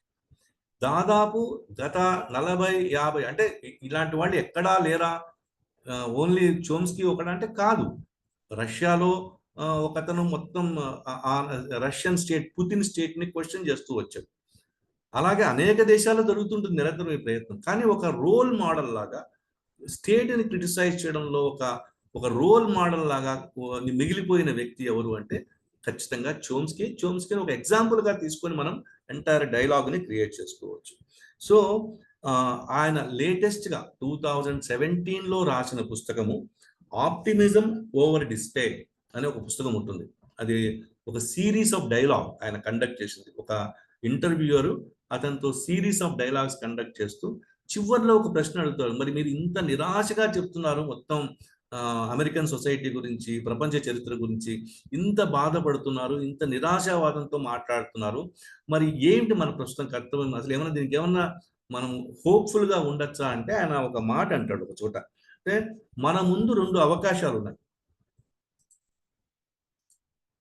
మన ముందు 2 అవకాశాలు ఉన్నాయి. మనం నిరాశావాదులుగా మారి విరమించుకోవడం, అంటే ఏదో ఒక భయానకం, ఒక క్యాటాస్ట్రఫీ జరిగితే జరగనివ్వండి, ఏదో ఒక భయానకం జరిగితే జరగని అనుకుని ప్రశాంతంగా ఉండిపోవడం, అంటే విత్డ్రా అయిపోవడం అన్ని యాక్టివిటీస్ వచ్చి. రెండవది, లేదా ఆశావాదులుగా ఉండడం. ఉన్న అవకాశాలను, ఇక్కడ చూడండి చాలా ఖచ్చితమైన పదం ఉపయోగించాడు. ఉన్న అవకాశాలను, అవి ఖచ్చితంగా ఉన్నాయి అంటాడు మళ్ళీ. ఉన్న అవకాశాలను, అవి ఖచ్చితంగా ఉన్నాయి, అందిపుచ్చుకోవడం. ఈ ప్రపంచాన్ని మరింత మంచిగా చేసుకోవడం, అంటే మరీ ఏదో ఒక ఐడియలిస్టిక్ గా నేను ఒక అద్భుతమైనటువంటి స్వర్గాన్ని మాత్రమే తయారు చేసుకుంటాను, అప్పటిదాకా నేను ఇంకా నీ చిన్న చిన్న విషయాలు ఏం పట్టించుకోను అని ఒక ఒక కొంతమంది సైద్ధాంతిక వ్యక్తులు మాట్లాడుతుంటారు. అబ్బాయి ఈ రిఫార్మ్ వేస్ట్ అండి, ఆ రిఫార్మ్ వేస్ట్ అండి. మనకు అల్టిమేట్ గా ఒక గోల్ ఉందండి, ఒక అద్భుతమైనటువంటి పారడైజ్ క్రియేట్ చేయాలి మనం. అదొక్కటి వచ్చేదాకా మనం ఇంక దేన్ని యాక్సెప్ట్ చేయం. అట్లా కాదు. ఆశావాది అనేవాడు తన చుట్టూ ఉన్నటువంటి ప్రతి అవకాశాన్ని ఉపయోగించుకోవాలి. ప్రతి అవకాశాన్ని, అందులో అవకాశాలు లేకపోవడం అంటూ ఏమీ లేదు, అవకాశాలు ఉన్నాయి. ఆ అవకాశాలను ఉపయోగించుకుంటూ మరింత అందమైనటువంటి సమాజాన్ని నిర్మించుకోవడమే మన పని అని దాని ఆప్టిమిజం ఓవర్ డిస్పైర్ అని 2017 very long interview which has come as a book from Chomsky. So ఈ ఫ్యూ విషయాలు మీతో పంచుకుందామని, ఎందుకంటే నన్ను కంగారు పెట్టింది చోమ్స్కీ చనిపోయాడు అనే వార్త. తర్వాత రెండో రోజు మళ్ళీ లేదు బాగానే ఉన్నాడు అంటే ఒక వార్త. అయినా 95 ఏళ్ళు, ఇవాళ కాకపోతే రేపు కాకపోతే అది పెద్ద విషయమే కాదు మనకి. అందులో మనం భారతీయ తాత్వికత తెలుసుకున్న వాళ్ళం, మరణాన్ని పెద్దగా సీరియస్గా తీసుకోం మనం కంగారు పడం. కానీ ఆ సందర్భంగా ఆయన సడన్ గా గుర్తొచ్చి లాభం లేదు, ఒకసారి మనం డిస్కస్ చేసుకుందాం ఆయన గురించి అనుకున్నాను. మీ ముందు నా దగ్గర ఉన్నటువంటి నాకున్న విషయాన్ని మీ ముందు పెట్టాను. ఇక దీన్ని ఫర్దర్ చర్చకు తీసుకుపోవలసిందిగా రామ్ని కోరుతున్నాను. Ram, you can start continue the debate, discussion, dialogue. Thank you all అండి for giving me this opportunity and చాలా ఓపిక్గా నన్ను భరించినందుకు. Thank you. రామ్ గారు ఉన్నారా? రామ్ ఉన్నారే? రామ్, మీరు స్పీకర్ కూడా ఆన్ చేశారు.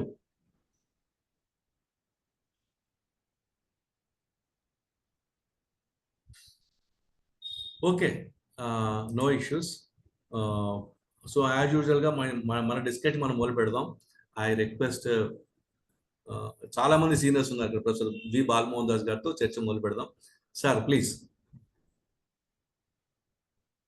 ప్రపంచంలో నోమ్ చోమ్స్కీ గారు డిసెంట్ లో చాలా పెద్ద అనుకుంటే మా సిఎస్డిలో రవికుమార్ గారు అటువంటి వాడే అని చెప్పదలుచుకున్నారు.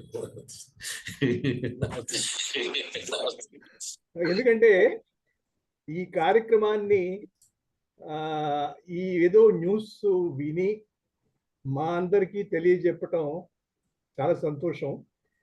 ఎందుకంటే మనకి డిసెంట్ గురించి ఇస్తున్నామా లేదా అన్నది మనం చూస్తున్నాము. సెడిషన్ అనుకోండి, పిఎస్సి అనుకోండి, దేశద్రోహం కేసుల్లో చాలా మందిని బుక్ చేసి వాళ్ళు పెట్టిన విషయాలు మన ప్రస్తుతానికి తెలుసు. మన వరకు మనం బహుశా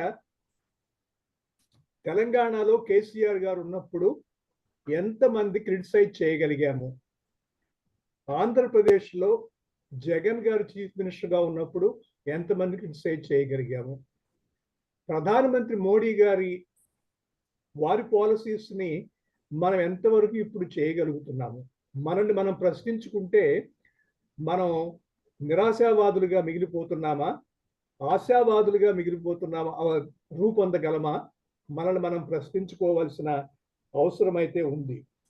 ఎందుకంటే ఆప్టిమిజం ఓవర్ డిస్పైర్ అనే బుక్ గురించి కూడా వారు చెప్పారు, చాలా చక్కగా ఉంది. మరి రైట్ వింగు, లెఫ్ట్ వింగు, తర్వాత ప్రెసిడెంట్ ఏడిస్తే ప్రజలు ఏడుస్తారు. మరి కరోనాలో మోడీ గారు చప్పట్లు కొట్టమంటే మనం అంతా చప్పట్లు కొట్టేసాము. ఎవరో ఒకరు ఇద్దరు అన్నారు కదా, చప్పట్లు కొట్టిన మాట నిజమే కదా. కాబట్టి ఒక రోల్ మోడల్, ప్రపంచానికి రోల్ మోడల్ చోమ్స్కీ అంటే వారిని మనం తప్పకుండా వారిని కీర్తించాలి, వారిని పొగడాలి. వారు సరిపోకుండా ఇంకా ఉన్నారని వారి భార్య చెప్పటం మనకు చాలా సంతోషం. మరి మన సిఎస్డి మేధావుల్లో రవికుమార్ గారు ఒక్కరని నేను ప్రపోజ్ చేస్తున్నాను. ఇంకా చాలా మంది ఉండొచ్చు, వారు కూడా ఒక ప్రముఖులని చెప్పదలుచుకొని నమస్కారం పెడుతున్నాను. రామ్, మీరు మధ్యలో నాకు వినపడలేదు. రామ్, మీ వాయిస్ రావట్లేదు రామ్.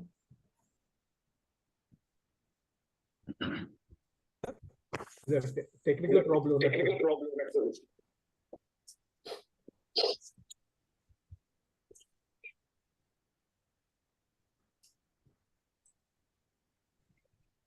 Oh God. సార్ ఇప్పుడు ఓకే, ఇప్పుడు వినపడుతుందా? Okay. I think one of the most interesting fact about నోమ్ Chomsky ఏంటంటే ఈ మ్యానుఫ్యాక్చర్ డిసెంట్ అన్న దాన్ని నేను ఒక ఆడియో బుక్ విన్నాను. సో ఆ ప్రాసెస్ లో నేను తెలుసుకున్నది ఏంటంటే ఇప్పుడు బాలమోహన్ దాస్ గారు కూడా చెప్పినట్టు, so we love in creating leaders, we love following ideals. ఇలా ఒక స్టాండర్డ్ చాలా స్ట్రాంగ్ ఫార్మాట్ అక్రాస్ సొసైటీస్ ఉంది. కొంచెం అమెరికాలో ఇది విపరీతంకి దాటకుండా ఉన్న సందర్భాలు ఉన్నాయి. కానీ మన especially the south east Asian nations లో ఒక లీడర్ కానీ, ఒక సినిమా నటుడు కానీ, లేదా ఒక కవి కానీ ఇలా ఆర్డర్ తీసుకుంటూ వెళ్తే మనం ఆ అభిమానంలో వాళ్ళు చేసే వాటిని మనం మాట్లాడకపోవటం, I think it is in the మన డిఎన్ఏలోనే ఉందేమో అన్న ఒక డౌట్ నాకు ఎప్పుడో వస్తుంది. So it's good to have Balamohan Das గారి వర్డ్స్ అబౌట్ మనం ఎందుకు ఇప్పుడు ఆయన చెప్పిన కొన్ని పేర్లు వాళ్ళ ప్రభుత్వాలు ఉన్నప్పుడు మనం ఎందుకు విమర్శించలేకపోయాము అన్న ఒకటి it's very interesting one to talk about. I welcome Chalakani garu to have his word. Sir, unmute చేసుకోండి మీ మాట. అన్మ్యూట్ చేసుకోవాలి. నమస్కారం అండి, వినిపిస్తుందండి. మన బ్రిలియంట్ ప్రెజెంటేషన్ అండి, చాలా బాగుంది. మనకు రవికుమార్ గారి ప్రెజెంటేషన్ ప్లీజ్. ఎందుచేతంటే చోమ్స్కీ ఇప్పుడు కూడా నాకు పూర్తిగా అర్థం కాలేదు. నాకు ఇది నా ఇంటర్వెన్షన్ చివరి సెంటిమెంటల్. ఇంకేతంటే 1968లో నేను ప్యారిస్ లో సోర్బన్ యూనివర్సిటీలో చదువుకుంటున్నప్పుడు మేము ఒక స్టూడెంట్ రివోల్ట్ రేజ్ చేసాం. అప్పుడు మాకు ఇన్స్పిరేటర్స్ ఎవరు అంటే హెర్బర్ట్ మార్క్యూస్ అని ప్రొఫెసర్ ఒక ఆయన, తర్వాత జాన్ పాల్ సార్త్రే, మూడో ఆయన నోమ్ చామ్స్కీ. ఆయన ప్యారిస్ వచ్చాడు, ఆయన మాట్లాడాడు, కానీ అప్పుడు నేను బాగా అర్థం చేసుకోలేకపోయాను ఆయన్ని. జాన్ పాల్ సార్త్రే కూడా, ఆయన ఫ్రెంచ్ కూడా నాకు అంత బాగా రాదు, అంచేత పూర్తిగా నైసిటీస్ అని అర్థం చేసుకోలేకపోయాను. అప్పటి నుంచి ఇప్పటి వరకు కూడా చామ్స్కీ ఈ ఇంటలెక్చువల్ వరల్డ్ లో ఇప్పుడు బిగ్ ఛాలెంజ్ అండి. ఆయన రవికుమార్ చెప్పినట్టు ఆయన జనరేటివ్ ఫిలాసఫర్. ఆయన చెప్పిన దాంట్లో నుంచి రకరకాల దూరాన్ని మనం వెళ్ళిపోవచ్చు. ఇన్స్పిరేటర్ ఆఫ్ ఫర్దర్ థింకింగ్ అనమాట ఆయన గొప్పతనం ఒకటి. అయితే I remain always a student. ఇప్పుడు కూడా నేను ఆయన చెప్పింది యాంగ్షియస్గా చదువుతుంటాము. ఈయన నాకు ఎప్పుడు జ్ఞాపకం వస్తారంటే, నేను స్టూడెంట్ డేస్లో ఉన్నప్పుడు బెర్ట్రాండ్ రస్సెల్ మాకు పెద్ద ఆరాధ్య ప్రొఫెసర్, ఆయన గౌరవించేవాళ్ళం. అలాగే ఆయన కూడా పబ్లిక్ లైఫ్లోకి వచ్చి ఆయన అప్పుడే ఆశ్చర్యపోయేవాడు నేను. ఆచార్యులు గారు ఏమిటి రంగంలోకి వచ్చి ఇలాంటివన్నీ మాట్లాడుతున్నాడు ఏంటి, పబ్లిక్ రాజకీయాల్లో ఉన్న వాళ్ళతో వాదనలు పెట్టుకుంటున్నాడు ఏమిటి అనుకునేవాళ్ళం. పబ్లిక్ యాక్టివిస్ట్, అది డిసెంట్, స్టేట్ డిసెంట్ మీద అది గొప్ప ఆదర్శం ఆయన. అంచేత ఇప్పుడు కూడా is an inspirator for me. So I just want to remind you my own personal touch in this. Thank you.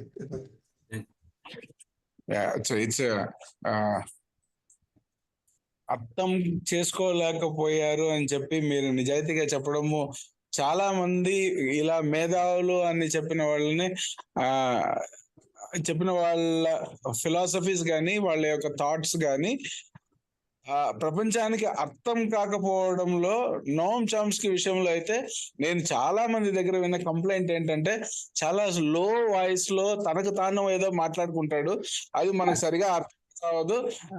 దాంట్లో ఏం చెప్పాడని చెప్పి పక్కన వాళ్ళని అడుగుతుంటాము సభల్లో.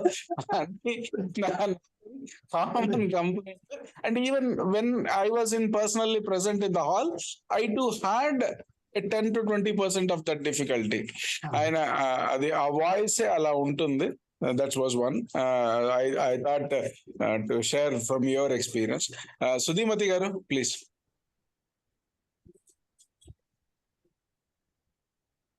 Unmute చేసుకోండి మేడం.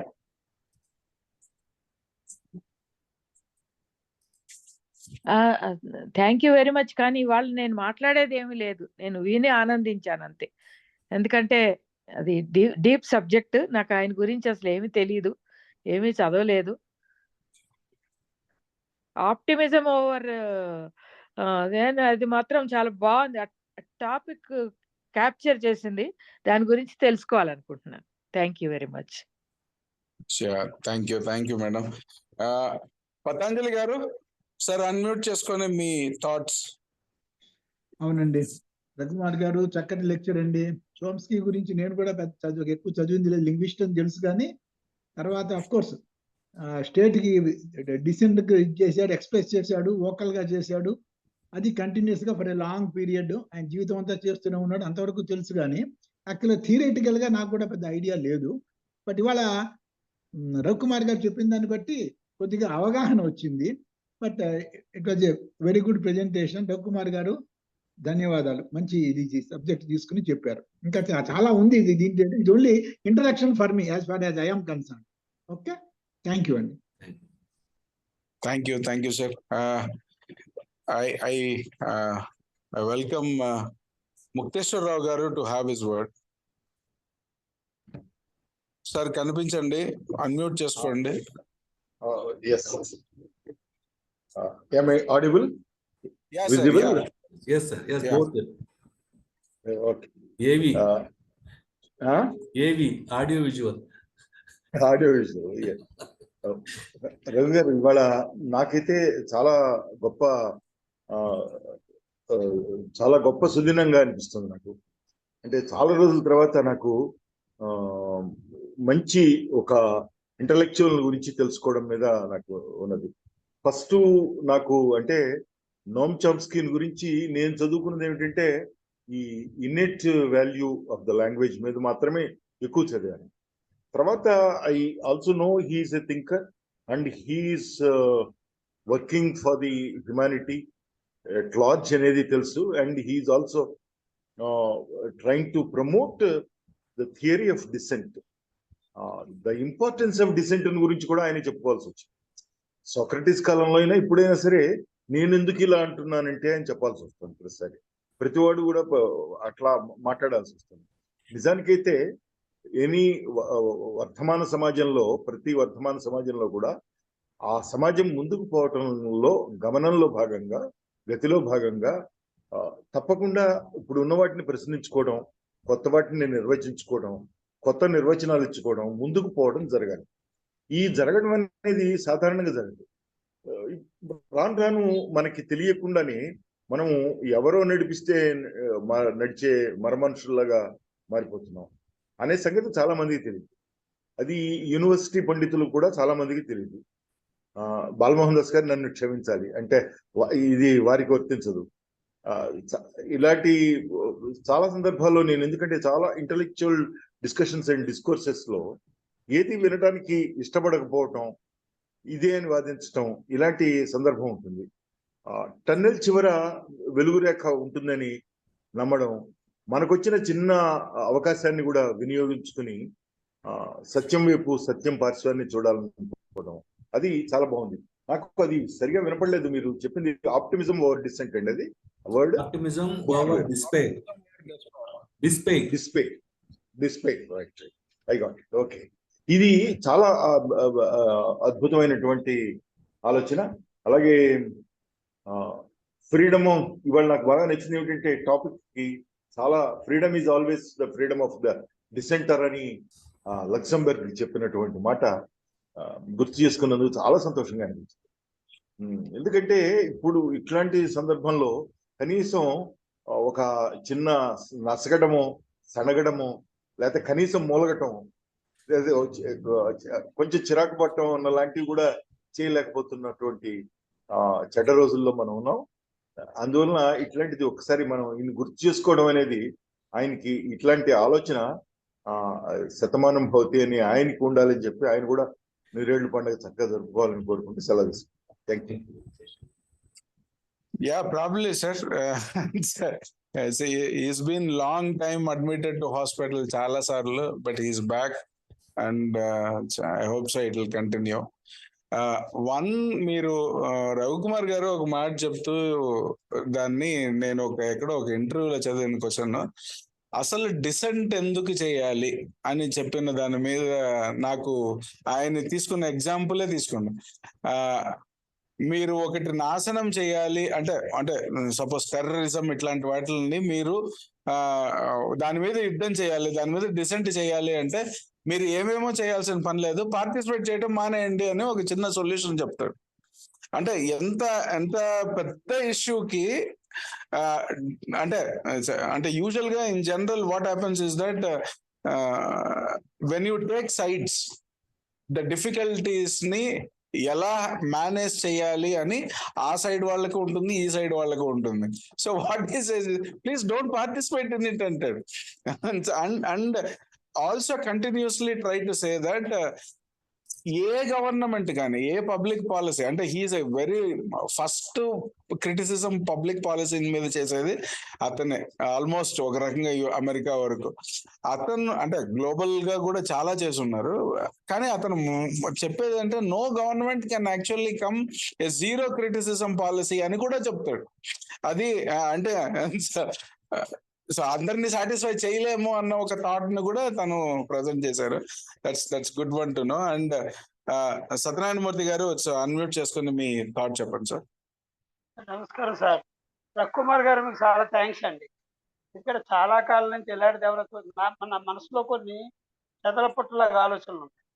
ఇప్పుడు ఫర్ ఎగ్జాంపుల్ చూడండి, మనకి ముగ్గురు పెద్ద పెద్ద scholars, Russo social contract, manage foreign free nature, ఆయన చెప్పిన సిద్ధాంతం, దాన్ని తీసుకుని వెళ్ళి మనకి సర్ప్లస్ వాల్యూస్ ఆఫ్ ఏంజల్, అలాగే మన మాంటెస్క్యూ డివిజన్ ఆఫ్ పవర్స్, ఈ సిద్ధాంతాలన్నీ చుట్టబెట్టుకుని గోర్కే దగ్గర నుంచి రసల్ గారి దాకా ఎవరిని చూసినా, సోక్రటీస్ దాకా, ఈ వెస్ట్రన్ ఫిలాసఫికల్ థాట్స్ అన్ని కూడా they are in our Minkowski space, they are making our dissent to ఎస్టెంట్.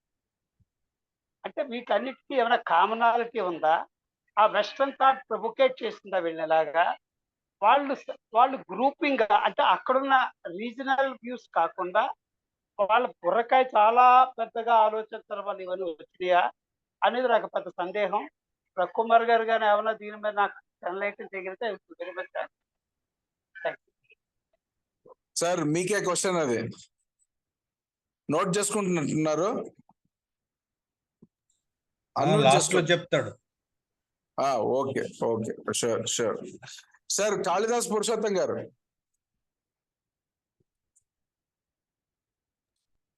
అయ్యా నమస్తే, వినపడుతుందండి? అవునండి వినపడుతుంది, గో హెడ్ సార్.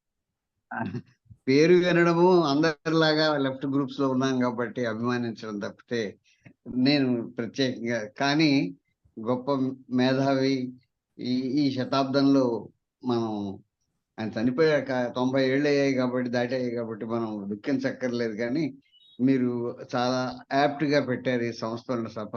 ఇంకొంచెం లార్జ్ స్కేల్లో కూడా పెడితే బాగుంది. నేను ఒకటి అంటాను, రవికుమార్ గారు మాట్లాడిన ఉపన్యాసాన్ని కాస్త విస్తరించి ఏదైనా ప్రస్థానం లాంటి పత్రికలు రాస్తే బాగుండేమో అని నేను కోరుకుంటున్నాను. ఇంకొకసారి కూడా మీరు ఎవరైనా చదువుకున్న వాళ్ళు చామ్స్కీ మీద, అందరికీ ఆ పేరు తెలుసండి, కాకపోతే సాలిడ్ గా మాట్లాడే శక్తి మా పోటీ వాళ్ళకి తక్కువ. నాకు అవకాశం ఇచ్చినందుకు థ్యాంక్స్ అండి. Thank you sir. Tirumala Shetty గారు, ఎన్ రావు గారు అని ఉన్నారు సార్. తిరుమల శెట్టి నాగేశ్వరరావు గారు. నాగేశ్వరరావు గారు సార్. From USA. అన్మ్యూట్ చేసుకోవాలి సార్. ఓకే. ఆర్ కృష్ణమూర్తి గారు.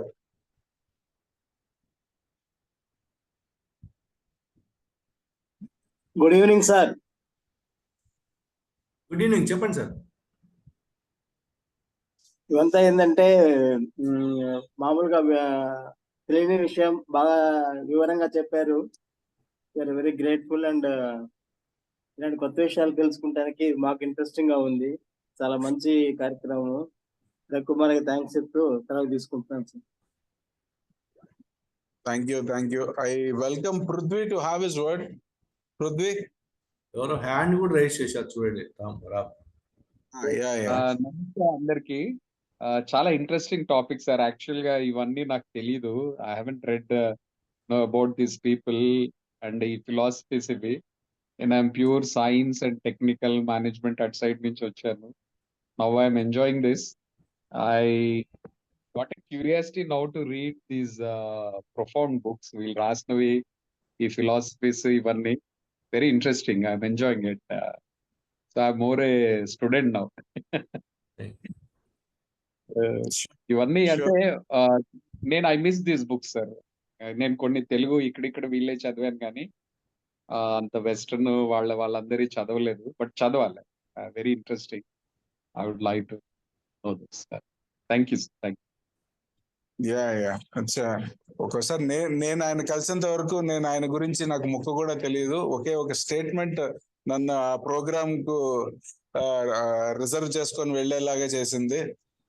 ఆయన ప్రెసిడెంట్ ని కూడా ఏమనుకుంటే అది అంటాడు. ఎవరిని పడితే వాళ్ళని ఎలా అయినా సరే, ఎంత గొప్ప వాళ్ళని అయినా సరే, వాళ్ళని ఎంత కరెక్ట్ గా క్రిటిసైజ్ చేయాలో తూకమేసి మరీ చేస్తాడు. చాలా ధైర్యవంతుడు అన్నారు. కానీ చెబుతూ ఒక మాట చెప్పారు, అంటే తమిళ్లో చెప్పారు, పొట్టివాడండి అన్నారు. సో అంత పొట్టివాడు ఎలా ఉన్నాడో చూద్దామని చెప్పి వెళ్ళాను. And I was so attracted to his talk and his thoughts.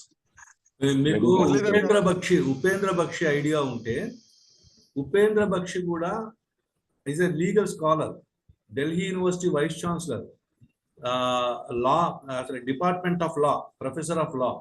తర్వాత సబ్సిక్వెంట్ ఇంటర్నేషనల్ యూనివర్సిటీస్ లో కూడా లా ప్రొఫెసర్ గా పనిచేశాడు. ఆయన క్రిటిసైజ్ చేసేవాడండి. ఎలాంటి దాని ఏమంటారంటే అత్యంత నిష్కర్షగా క్రిటిసైజ్ చేసేవాడు. అక్కడ ఎదురుగుండా సుప్రీంకోర్టు జడ్జెస్ ఉన్నా సరే అతను ఎట్టి పరిస్థితిలో కూడా ఆగేవాడు కదా తన క్రిటిసిజం మీద.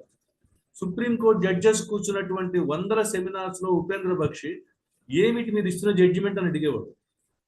అతను లేచి నిల్చొని మాట్లాడుతుంటే జడ్జెస్, సుప్రీంకోర్టు జడ్జెస్ కంగారు పడేవాళ్ళు, ఇవాళ ఏమి టాపిక్ తీస్తాడో ఈ మహానుభావుడు అని. నిజం చెప్పాలంటే అలాంటి లీగల్ స్కాలరు మనకు మళ్ళీ మనం ప్రొడ్యూస్ చేయలే. అంటే జడ్జెస్ నుంచి కృష్ణయ్య వాళ్ళు ఉన్నారు కానీ అకాడమిక్స్ నుంచి Upendra Baxi is a role model. అతను ఎప్పుడు ఎక్కడ అవకాశం దొరికినా సరే చాలా భయంకరంగా ఏమిటి రైట్స్ ను వయలేట్ చేస్తున్న జడ్జిమెంట్ ఇచ్చారేంటి మీరు ఓపెన్ కోర్టులో అడిగేవాడు, ఓపెన్ సెమినార్స్ లో అడిగేవాడు. అట్లా అంటే ఉన్నారు చాలా వండర్ఫుల్ పర్సనాలిటీస్ మనకు కూడా ఉన్నారు. అదొక రిచ్ ట్రెడిషన్ మన దగ్గర కూడా. Okay, it's good to know, sir. I welcome Dr. Muralidhar Garu to have his word. Sir good evening. Noam Chomsky గురించి అనేక పాఠశాలని పరిచయం చేసినటువంటి రవికుమార్ గారికి ధన్యవాదాలు. అదే అందరూ అన్నట్టే ఆయనలో ఉండే 1-2 విషయాలు మాత్రమే తెలుసు. ఇక రెండవది డిసెంట్ ని ఎక్స్ప్రెస్ చేయడానికి చాలా ఇబ్బందులు అన్నటువంటిది పడుతూ ఉంటాము. మనం గ్రామ్స్కీ చెప్పినట్టు వీఆర్ ఆల్ ఇంటలెక్చువల్స్ లో 2 రకాలు, organic intellectuals, conventional intellectuals. Conventional intellectuals అంటే ఎవరంటే ఈ సమాజంలో ఉంటూ ఉండి అన్ని విషయాలు చాకచక్యంగా తెలుసుకుంటూ ఉండి దారులు ఎత్తుక్కుంటూ అత్యంత లౌక్యంగా పరిస్థితుల్ని అధిగమించుకుంటూ ముందుకు సాగిపోయేటువంటి వాళ్ళు కన్వెన్షనల్ ఇంటలెక్చువల్స్. అదే రకంగా వేరే రకమైనటువంటి ఆర్గానిక్ ఇంటలెక్చువల్స్ ఏంటంటే ప్రతిదాన్ని క్వశ్చన్ చేస్తూ ప్రతిదాన్ని ఢీకొంటూ అసలు దేన్ని ఢీకొంటున్నాము అన్నటువంటి విషయం కూడా తెలియకుండా ఎదిరిస్తూ అన్ని ఇబ్బందులు పడుతూ ఈ రకంగా ఉన్నటువంటి వాళ్ళు ఆర్గానిక్ ఇంటలెక్చువల్స్. అయితే ఈ సమాజంలో జరిగినటువంటి ప్రగతి అంతా కూడా ఈ రకమైనటువంటి ఆర్గానిక్ ఇంటలెక్చువల్స్ వల్లే జరిగింది. ఆ కోపే వస్తాడన్నటువంటిది నా అభిప్రాయము. నోమ్ చామ్స్కీ కూడా అట్లాంటి ఈ క్లియర్ కట్ డివిజన్ అన్నటువంటిది మన దృష్టిలో ఏది గ్రామ్స్కీ రైటింగ్స్ చదువుతున్నప్పుడు ఈ క్లారిటీ అనేది నాకు వచ్చింది. కాకపోతే థోరో, ఈ హెన్రీ డేవిడ్ థోరో ఇట్లాంటి వాళ్ళు కూడా జైల్లో పడినప్పుడు థోరో వాళ్ళ ఫ్రెండ్ వస్తాడు, నువ్వు నాకున్నటువంటి స్టేట్ గవర్నమెంట్ లో ఉన్న పలుకుబడిని ఉపయోగించి నేను బయటికి వేస్తాను అనేసి అంటే, ఎక్కడికి, ఈ బయట జైల్లోకి అనేసి అడుగుతాడు. అతడు జైల్లో ఉన్నా కానీ సరే తన ఆలోచనలను ఆస్వాదిస్తూ అద్భుతమైనటువంటి స్వేచ్ఛగా ఉంటాడు. జైలు బయట ఉన్న అతని ఫ్రెండ్ సంఖ్యలతో ఉంటాడు అన్నటువంటిది థోరో అభిప్రాయము. మ్యానుఫ్యాక్చరింగ్ కన్సెంట్ అన్నటువంటిది ఎంత అద్భుతంగా చేయగలడో గత 10 ఏళ్లలో మనము బీజేపీ గవర్నమెంట్ లో మనం చూసినాము. And Modi is the ring leader for manufacturing consent. అట్లాంటి దానికి డిసెంట్ చెప్పాలనేసి అన్నా కానీ సరే మన సమాజం ఎంత ఇబ్బందులు పడింది అన్నటువంటిది మనకు తెలుస్తుంది. ఒక ధ్రువరాటే లాంటి యువకుడు వస్తాడనేసి కొన్ని కోట్ల మందిని ప్రభావితం చేస్తాడని చెప్పేసి బహుశా మన కమ్యూనిస్టు మిత్రులు కానీ మిగతా వాళ్ళు ఎవరైతే సోకాల్డ్ ఇంటలెక్చువల్స్ గా పిలువబడుతున్నటువంటి మనందరం కూడా ఎప్పుడు కూడా ఊహించి ఉండం. కాబట్టి అట్లాంటి వాళ్ళు, లేదా కరణ్ థాపర్ ను చూస్తే is incisive questioning and insightful answers అన్నటువంటివి చూస్తే ఇలాంటి వాళ్ళు కదా డిసెంట్ ను ఛాంపియన్ చేయగలిగినటువంటి వాళ్ళు అనేది మనకు అనిపిస్తుంది.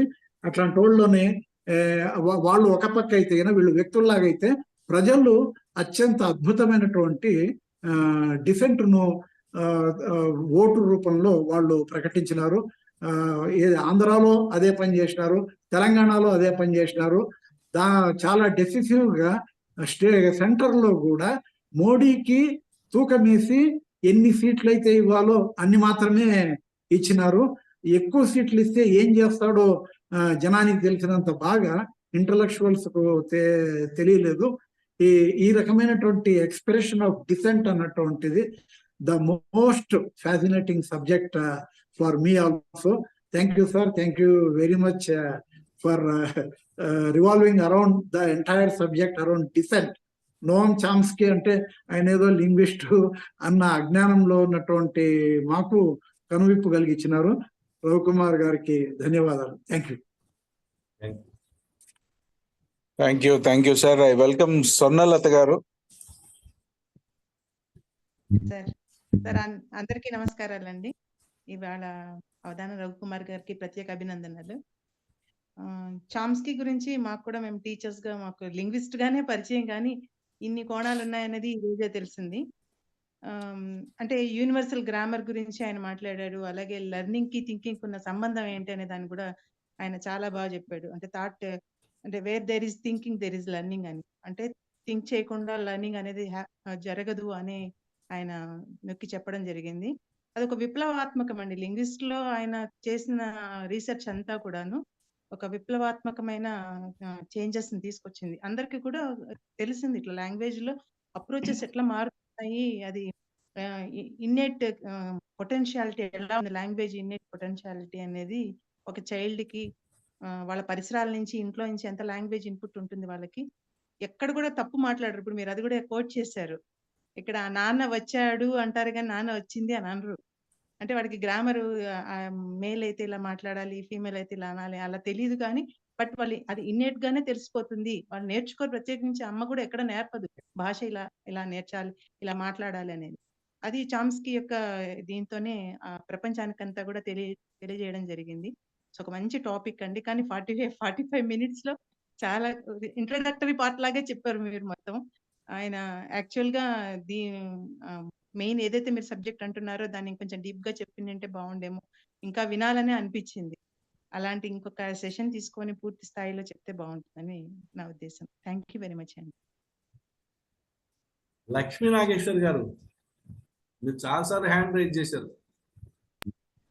ఏం లేదు సార్, నేను అసలు ఇంతమంది ఇంటలెక్చువల్స్ మధ్య ఇన్ని థీరీస్ మధ్య ఏమి ఎరగని దాన్ని, చామ్స్కీ పేరే వినలేదు నేను.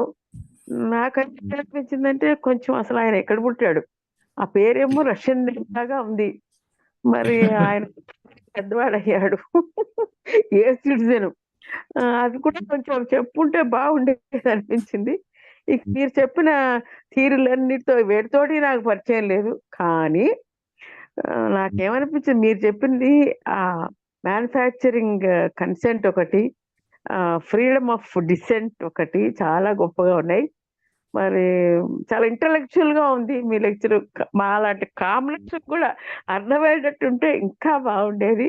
ఇంకో పాయింట్ ఏంటంటే I totally agree with doctor Muralidhar. ఎందుకంటే ఇప్పుడు మనం ఉన్న ప్రస్తుత సమాజంలో మామూలు వాళ్ళు మనం ఏమైనా ఎక్స్పెక్ట్ చేయొచ్చు డిసెంట్, కానీ కొంత విఐపి బాలమోహన్ దాస్ గారు లాంటి వారు ఏమైనా కనుక మాట్లాడితే నెత్తి మీదకి వచ్చి కూర్చుంటుంది, పంపలు మునుగుతాయి. ఇప్పుడు ప్రస్తుతం మనకి అరుంధతి రాయ్ అలాంటి కండిషన్ లో ఉందేమో అని నేను అనుకుంటున్నాను. ఆవిడ ఎక్స్ప్రెస్ చేసి పెడతారు కనుక. ఇంకోటి ఏమిటంటే the best dissent, if at all elections are conducted fairly, the best dissent party ఎవరంటే ప్రజలే. వాళ్ళే మన భవిష్యత్తు, వాళ్ళే దేశ భవిష్యత్తు నిర్ణయించగలిగిన వారు. వాళ్ళు కరెక్ట్ గా క్యాచ్ చేస్తే ఆంధ్ర ప్రజల్లాగా తెలంగాణ ప్రజల్లాగా మనం ఆదర్శమయమైన సమాజం వైపే నడవగలుగుతాం అని ఒక ఆ హోప్ ఈ మధ్య ఎలక్షన్స్ కలిగించాయి. ఇక దృహరాహి లాంటి వాళ్ళు మార్గదర్శకాలు, మరి టైమ్స్ ఆఫ్ ఇండియా, హిందూ లాంటి పేపర్లు ఎంత ఎంత సప్రెషన్ ఉన్నా, ఎంత బలీయమైన ఫోర్సెస్ అణిచివేస్తున్నా కూడా వాళ్ళు తలెత్తుతూనే వాళ్ళ హెడ్లైన్స్ లోనే రాసేస్తూ ఉంటారు. వాళ్ళ యొక్క గొప్ప ఆ స్వతంత్ర పిపాసకి మనం వాళ్ళని అట్లాంటి జర్నలిజాన్ని సపోర్ట్ చేయాలి, చదవాలి. అంతేనండి. నాకు పెద్దగా తెలియదండి ఈ థీరీస్, కానీ I appreciate greatly the intellectual lecture of great గా ఉంది అని రవికుమార్ గారిని తారీఫ్ చేస్తున్నాను. Thank you.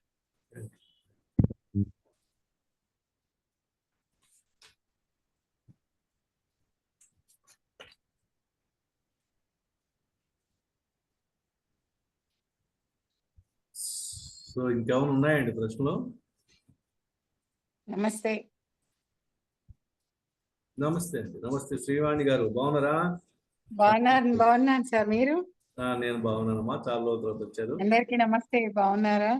God bless you.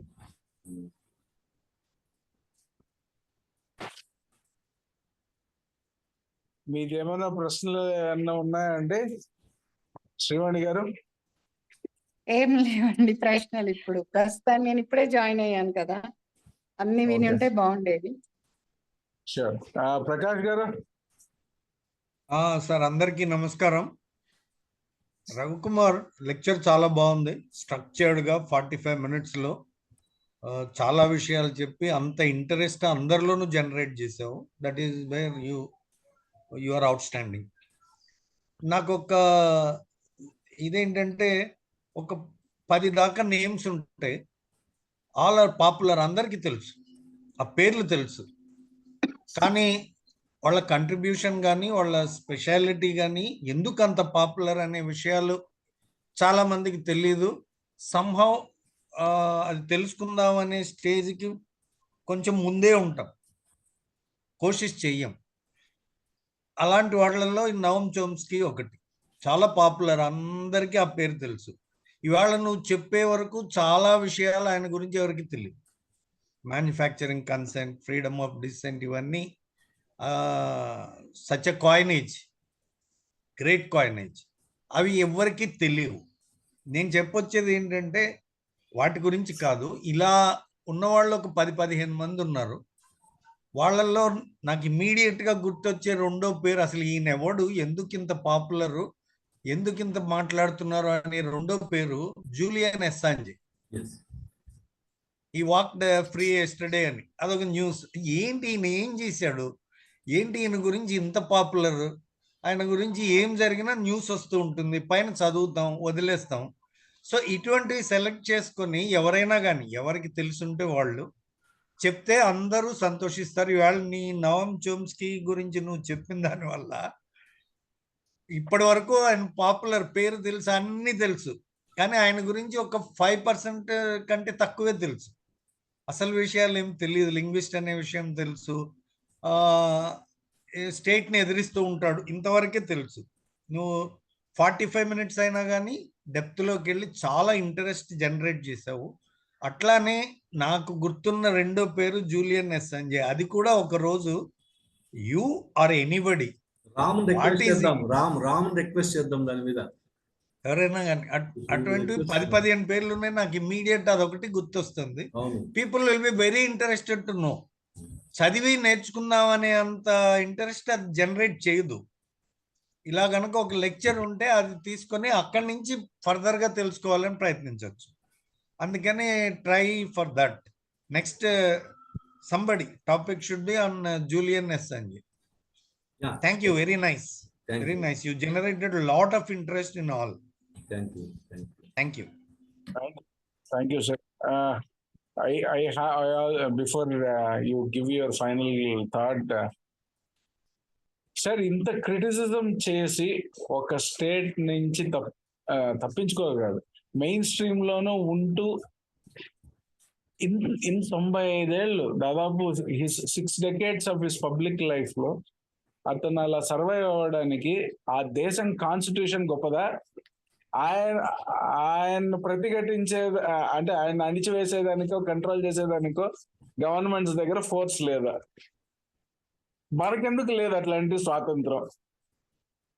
అంటే ఒక్కటి రామ్, అదేమో ఒక 150-200 ఏళ్ల హిస్టారికల్ ఎక్స్పీరియన్స్ ఆఫ్ డెమోక్రసీ ఉంది అక్కడ. ఇప్పుడు ఫర్ ఎగ్జాంపుల్ మనము పేరేం పేరు, చాలా ఫేమస్ పోయెట్ ఇలియట్ గురువు గారు ఒక ఆయన ఉంటారు. ఇలియట్ ని తీర్చిదిద్దినటువంటి ఆయన కూడా ఒక గొప్ప కవే. ఆయన యాక్చువల్గా సెకండ్ వరల్డ్ వార్ లో జర్మనీని సపోర్ట్ చేస్తాడు. చేసినప్పుడు నాకు పేరు ఇప్పుడు వెంటనే గుర్తు రావట్లా. అయితే అమెరికాలో విపరీతమైన ప్రెషర్ వస్తుంది అతన్ని అరెస్ట్ చేయాలని. చేస్తారు, కానీ చాలా కన్సిడరేట్ గా ట్రీట్ చేస్తుంది నేషన్ మొత్తం. ఇంటలెక్చువల్స్ అంతా ఆయన సపోర్ట్కి వస్తారు. ఏమిటిది, ఒక ఇంటలెక్చువల్ స్టాండ్ తీసుకున్నాడు, తప్ప ఉండొచ్చు, దాన్ని మరీ దేశద్రోహంగా ఎలా ట్రీట్ చేస్తారు మీరు? చివరికి అమెరికన్ గవర్నమెంట్ ఊరికే అతన్ని కొంతకాలం పాటు ఇంటర్న్, అది కూడా ఫ్రీగా, ఆయన ఇంట్లోనే గృహ నిర్బంధం పెట్టి కొద్ది రోజుల తర్వాత రిలీజ్ చేసేస్తుంది. అంటే కేసెస్ కూడా డ్రాప్ చేసుకుంటుంది. ఇది చాలా గొప్ప విషయాలు. అమెరికన్ ప్రభుత్వానికి బలం తక్కువేం లేదు. If it wants it could have done it easily. But America యొక్క బేసిక్ ఫౌండేషనే దట్ లిబరల్ థింకింగ్. ఫ్రాన్స్కి కానీ అమెరికాకి కానీ ఉన్నటువంటి ఫౌండేషనే లిబరల్ థింకింగ్. సో వాళ్ళు ఒక పట్టాన ఒక ఇంటెలెక్చువల్ ఒపీనియన్ ని పనిష్ చేయడానికి ఎప్పుడూ ముందుకు రారు. ఇండియాలో కూడా లేరని చెప్పలేము. చాలా వందల మంది ఇలా స్టేట్ ని క్రిటిసైజ్ చేసేవాళ్ళు. కానీ చోమ్స్కీ యొక్క క్రిటికల్ థింకింగ్ కి మన ఇండియన్ ఇంటెలెక్చువల్స్ స్టేట్ ని క్రిటిసైజ్ చేయడానికి చాలా తేడా ఉంటుంది. ఎందుకంటే మన వాళ్ళేమో మన క్రిటిసిజం చాలా బ్లంట్ గా వెళ్ళిపోతుంది, చాలా డైరెక్ట్లీ అటాకింగ్ గా ఉంటుంది, బ్లంట్ గా ఉంటుంది. బ్లంట్ గా ఉన్న క్రిటిసిజం, వైలెంట్ క్రిటిసిజం స్టేట్ ఎప్పుడు ఈజీగా అనిచేస్తుంది. క్రిటికల్ థింకింగ్ ఉన్న క్రిటిసిజంలో స్టేట్ ఆగిపోతుంది. ఈ రెండవ ఏరియాలో మనం ఇంకా కొంచెం ఎవాల్వ్ అవ్వాలి. ఇప్పుడు ఈవెన్ మనం great names like Arundhati Roy చెప్పుకున్నా కానీ, నేను Upendra Baxi is definitely one example for that criticism of the state or the judiciary. అలాంటి వాళ్ళు ఉన్నారు, పూర్తిగా లేరని చెప్పలేము ఇండియాలో. కాబట్టి అదొక టిపికల్, అంటే మనం ఆ కల్చర్, మన క్రిటిసిజంలో కూడా కొంత రిఫైన్మెంట్ రావాలి. Not only in the state, even from our side also criticism అనేది కొంత హయ్యర్ లెవెల్కి వెళ్ళాలి. ఎవరికేదో బ్లంట్గా, ఇప్పుడు మామూలుగా ఈ ఆర్ఎస్ఎస్ బీజేపీ రైట్ వింగ్ వాళ్ళేమో కమ్మీలు కాంగీలు అనడం, లేకపోతే కాంగ్రెస్ అంటే ఖాన్ గ్రెస్ అంటే సంథింగ్ లైక్ ఒక వల్గరైజేషన్ ఆఫ్ ది టెర్మినాలజీ. అలాగే వీళ్ళు ఇటు ఈ లెఫ్ట్ వైపు ఉన్న వాళ్ళు బత్తాయిలు అనడం. ఏం క్రిటిసిజం అది? What kind of standard they show? Both are incorrect. ఇప్పుడు నా ప్రాబ్లం ఏంటంటే both are not using proper language. అలా కాదు, క్రిటిసిజం, క్రిటికల్ థింకింగ్ అనేది వెస్ట్లో వచ్చినంత అందంగా, అంటే ఎస్పెషల్లీ దాని వర్క్ కూడా జరగలేదు ఇండియాలో. క్రిటిసిజం వేరే, క్రిటికల్ థింకింగ్ వేరే, క్రిటికల్ క్వశ్చనింగ్ వేరే.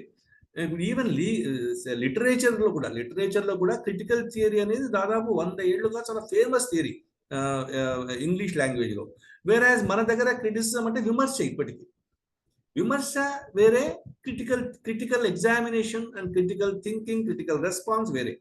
ఈ రెండింటి మధ్య డిస్టింక్షన్ మనలో కూడా రావాలి, మనం దీంట్లో కూడా. తర్వాత మనం ఐడియాలజికల్గా ఎక్కువగా తీసుకుంటాం బేస్. ఐడియాలజికల్గా కాదు, ఫ్యాక్చువల్ పొజిషన్ మీద తీసుకోగలగాలి. ఒకవేళ నిజంగా మన అపోనెంట్ కనుక ఐడియాలజికల్గా మనకు వ్యతిరేకైనా సరే, ఒక యాక్ట్ కరెక్ట్ అయితే ఆ యాక్ట్ కరెక్ట్ అని చెప్పండి, నష్టమే వచ్చింది. అంటే ఆ యాక్ట్ కష్టమని చెప్పి కరెక్ట్ అని చెప్పినంత మాత్రం will you become the follower of them. ఈ క్రిటికల్ థింకింగ్ మనలో కూడా ఒక వీక్నెస్.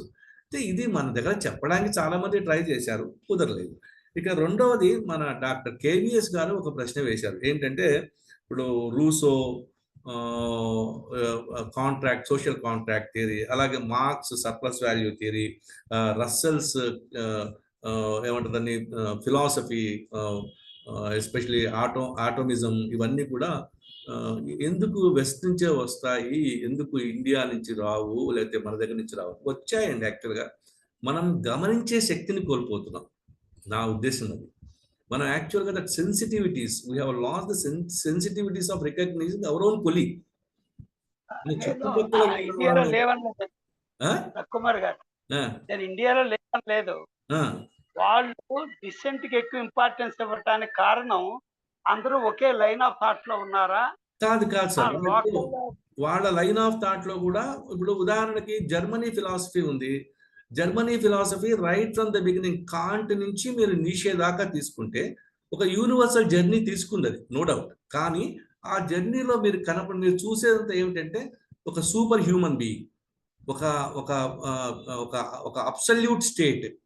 సో ఇవి ఇలాంటి ఒక సిరీస్ ఆఫ్ థింకింగ్ జర్మనీలో వచ్చింది.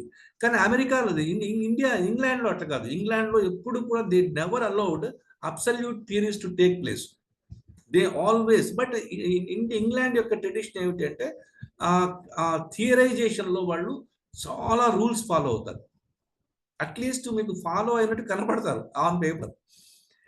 అమెరికన్స్ ఉన్నారనుకోండి, అమెరికన్స్ ఫ్రీ థింకింగ్ని అలౌ చేస్తారు. అంటే ఒక్కొక్క ఏరియాలో కూడా డిఫరెంట్ పర్స్పెక్టివ్స్ ఉన్నాయి దీంట్లో. ఇప్పుడు ఈవెన్ రైటింగ్లో కూడా ఒక ఇంగ్లీష్ ఆథర్ తీసుకున్న పుస్తకం చదివితే ఒక రకమైనటువంటి అండర్స్టాండింగ్ వస్తుంది. అమెరికన్ ఆథర్ కనుక అదే సబ్జెక్ట్ మీద రాస్తే ఒక డిఫరెంట్ పర్స్పెక్టివ్తో రాస్తాడు ఆయన. ఈవెన్ యూరోప్లో కూడా ఫ్రెంచ్, జర్మనీ, ఇటలీ, ఇంగ్లాండ్, ఇవి చాలా తేడాలు ఉంటాయి. ఆస్ట్రేలియన్ రైటర్స్ రాసినప్పుడు వాళ్ళు ఇంకొక పర్స్పెక్టివ్, వాళ్ళు టోటల్గా ఒక డిఫరెంట్ పర్స్పెక్టివ్, ఇండిపెండెంట్ పర్స్పెక్టివ్ తీసుకుంటారు. వీటన్నిటి వెనకాల చాలా ఉన్నాయి. అంటే ఇప్పుడు ఇంగ్లాండ్ నుంచి అమెరికా విడిపోయినప్పుడు అమెరికా ఎంటైర్ ఫిలాసఫీని కూడా డివియేట్ చేసుకుంది. పుట్టిగా కేవలం అదొక జస్ట్ ఒక ఫ్రీడమ్ తెచ్చుకోవడం కాదు, అనేక కామన్ లా ప్రిన్సిపల్స్ని వాళ్ళు నెగేట్ చేశారు తర్వాత అమెరికన్ లీగల్ హిస్టరీలో. అలాగే అమెరికన్ ఇంటెలెక్చువల్ ఎక్సర్సైజ్లో కూడా ఈ యూరోప్ నుంచి వచ్చిన అనేక సిద్ధాంతాలను వాళ్ళు లైట్గా తీసి పక్కన పడేశారు. అంటే ఇది ఒక డిఫరెంట్ 3-4 డిఫరెంట్ ఏమంటారు దాన్ని స్ట్రీమ్స్ ఆఫ్ థాట్ కనబడతాయి మనకు. అంత సులభంగా ఎగ్జామినేషన్ దొరకవు, కానీ మనం డీపర్గా చదువుతుంటే ఆ తేడాలు క్లియర్గా కనబడిపోతాయి. ఇదేం వెస్ట్ యొక్క, అంటే ఈ డిసెంట్ అనేది కూడా వెస్ట్ యొక్క అబ్సల్యూట్ ఇదేం కాదు. ఉదాహరణకి రంజిత్ గుహ అనే ఒక ఆథర్ ఉంటారు. ఆయన హిస్టరీ ఆఫ్ ఏమంటారు పీపుల్స్ మూవ్మెంట్స్ అనేది ఒక పుస్తకం రాస్తారు ఆయన. దాంట్లో ప్రతి స్టేజ్లో Indian people how they opposed the bad state అనేది రాసుకుంటూ వస్తారు. 1820లో ఫర్ ది ఫస్ట్ టైం బెనారస్ని బ్రిటిష్ కంట్రోల్కి వెళ్ళినప్పుడు బ్రిటిష్ వాళ్ళు వెంటనే కొన్ని రూల్స్ ఇంపోజ్ చేస్తారు. టాక్సేషను ఈవెన్ టెంపుల్ మీద కూడా టాక్సేషన్ చేస్తారు, పురోహితుల మీద కూడా. అప్పుడు ఎంటైర్ పురోహితులే కాకుండా మొత్తం కాశీ నగరంలో ఉండే వాళ్ళంతా కూడా బ్రిటిష్ ఆఫీస్ ముందు ఎవ్రీడే మార్నింగ్ 5 o'clock అసెంబ్లీ అవ్వడము, ఈవినింగ్ 6 దాకా అక్కడే ఉండము. ఏం అర్థమయ్యేది కాదు, వాళ్ళు ఎందుకు వస్తున్నారో ఎందుకు వెళ్ళిపోతున్నారో ఆ బ్రిటిష్ ఆఫీసర్స్కి అర్థమయ్యేది కాదు.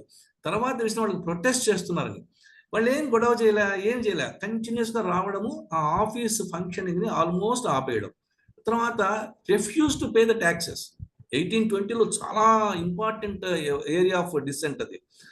ఎప్పటిదాకా చేశారంటే బ్రిటిష్ ఆఫీసర్స్ ఇమ్మీడియట్గా 1 or 2 years పట్టింది వాళ్ళకి అర్థం కావడానికి. ఎందుకంటే వాళ్ళకు వ్యతిరేకత అంటే వెంటనే ఏదో ఒక రెవల్యూషన్, ఆర్మడ్ రెవల్యూషన్ రావాలా.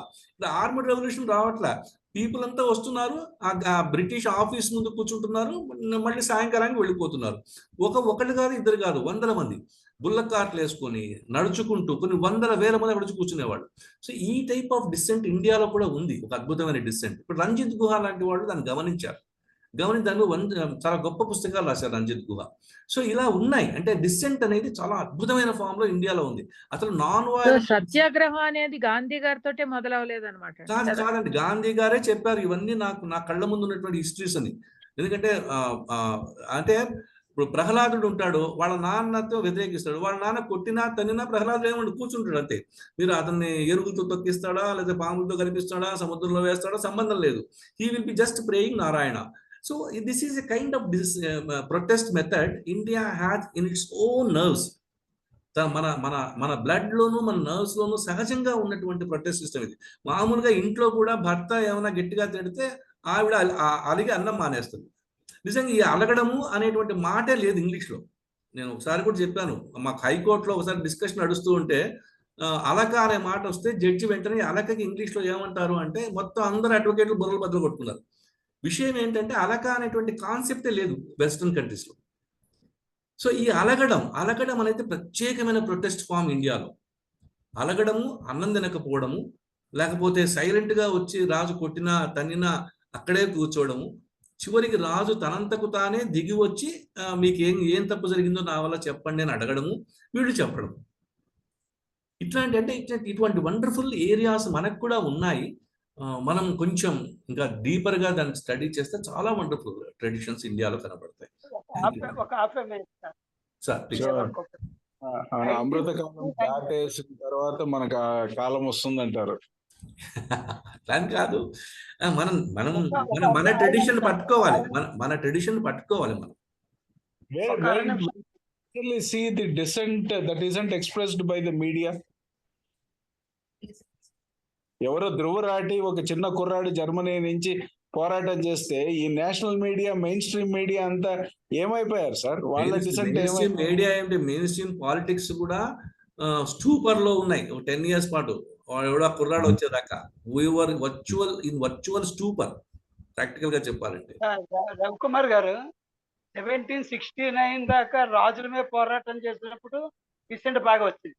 ఎవరైతే పోరాటాలు చేస్తారో వాళ్ళు రాజులు అయినాక బిస్మార్క్ కానీ, రాబిస్పియర్ కానీ, నెపోలియన్ బోనాపార్టే కానీ, యూరోపియన్ కాంటినెంటల్ పాలసీ ఎవరూ మాట్లాడలేదు. Unification of Italy and Germany ఎవరూ మాట్లాడలేదు. రాబిస్పియర్ సెకండ్ ఐరన్ పాలసీ ఎవరూ మాట్లాడలేదు. డిసెంట్ ఉందని చెప్పుకోవడం కానీ నేతి పీరకాయలో నెయ్యిలాగే ఉంది అక్కడ. అంటే ఈ రెండు ఒపీనియన్స్ కరెక్టే. బట్ ఒకటి మాత్రం ఏంటంటే ఇండియాలో మనం గమనించగలిగితే అద్భుతమైనటువంటి ప్రొటెస్ట్ ఫార్మ్స్ ఉన్నాయండి. మా ఇళ్లలో కూడా కనబడతాయి. అది ఇళ్లలో కూడా మనకు నచ్చని డెసిషన్ తీసుకున్నప్పుడు సైలెంట్ అయిపోతారు, మాట్లాడరు, అన్నం తినరు. ఏమైందో కనుక్కొని మనమే ఆ డిసెంట్ ని కనుక్కోవాలి. దీన్ని కనుక సోషల్ అప్లికేషన్ లోకి తీసుకెళ్ళగలిగితే there is a possibility of understanding a different theory. That is what Gandhi caught. That is what Gandhi could catch from the Indian society. Andukane ఆయన అడిగితే nothing is, I have not invented anything, they were as old as the Himalayas అన్న మాట కూడా ఆయన అన్నది అందుకోసమే. ఈ సత్యము అహింస అనేవి కూడా ఎప్పటి నుంచో ఉన్నాయి. నేను ఆయన గురించి ఈ ఏరియాస్ లో మాట్లాడాలంటే నాకైతే ఒక 6 hours 10 hours అయినా సరిపోతుంది, అంత హ్యాపీగా ఫీల్ అవుతాను. సో అది ఆయన పట్టుకున్నాడు ఆ డిసెంట్ ఫామ్ ని. అందుకనే బ్రిటిషర్స్ కూడా ఆయన విషయంలో ఇబ్బంది పడ్డారు, ఎట్లా how to tackle with him అనే దాంట్లో. మిగతా వాళ్ళు ఏమైనా ఆయుధాలు తీసుకొస్తే మిలిటరీకి గవర్నమెంట్ కి చాలా ఈజీ అండి ట్యాకిల్ చేయడం, అది పెద్ద విషయం ఏం కాదు. Thank you. లక్ష్మీ నాగేశ్వర్ గారు మళ్ళీ మీరు మైక్ ఆన్ చేశారు. Thank you. లేదండి, చాలా బాగా చెప్పారు. ఓకే, అంతే. Thank you, sir.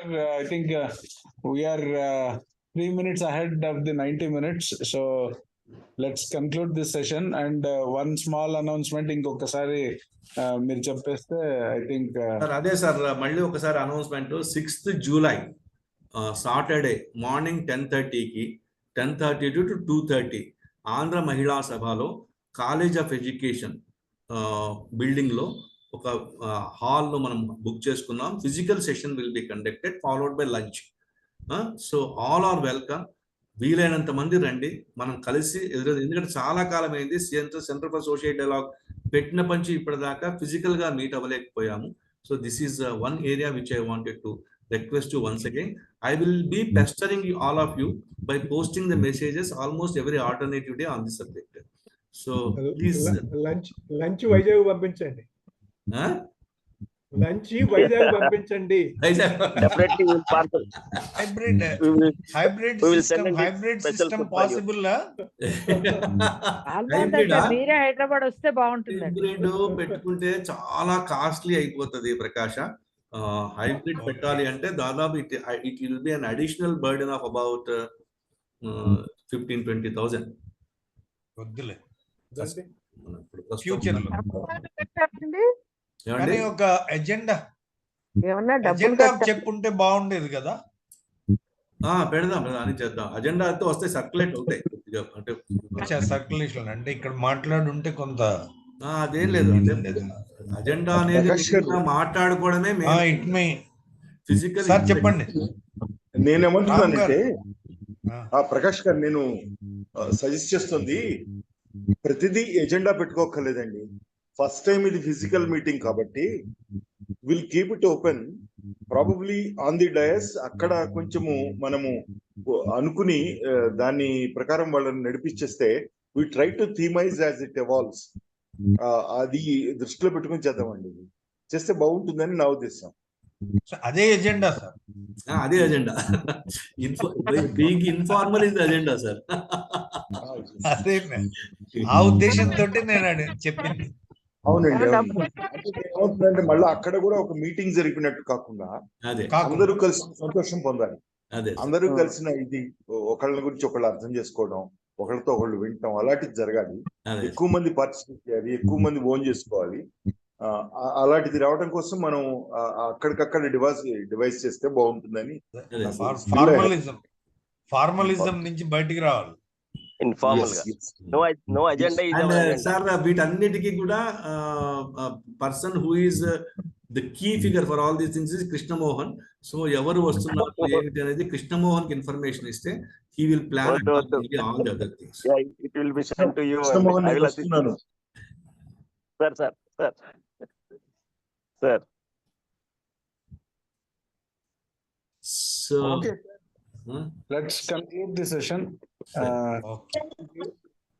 I think recording app is I think you can sign off.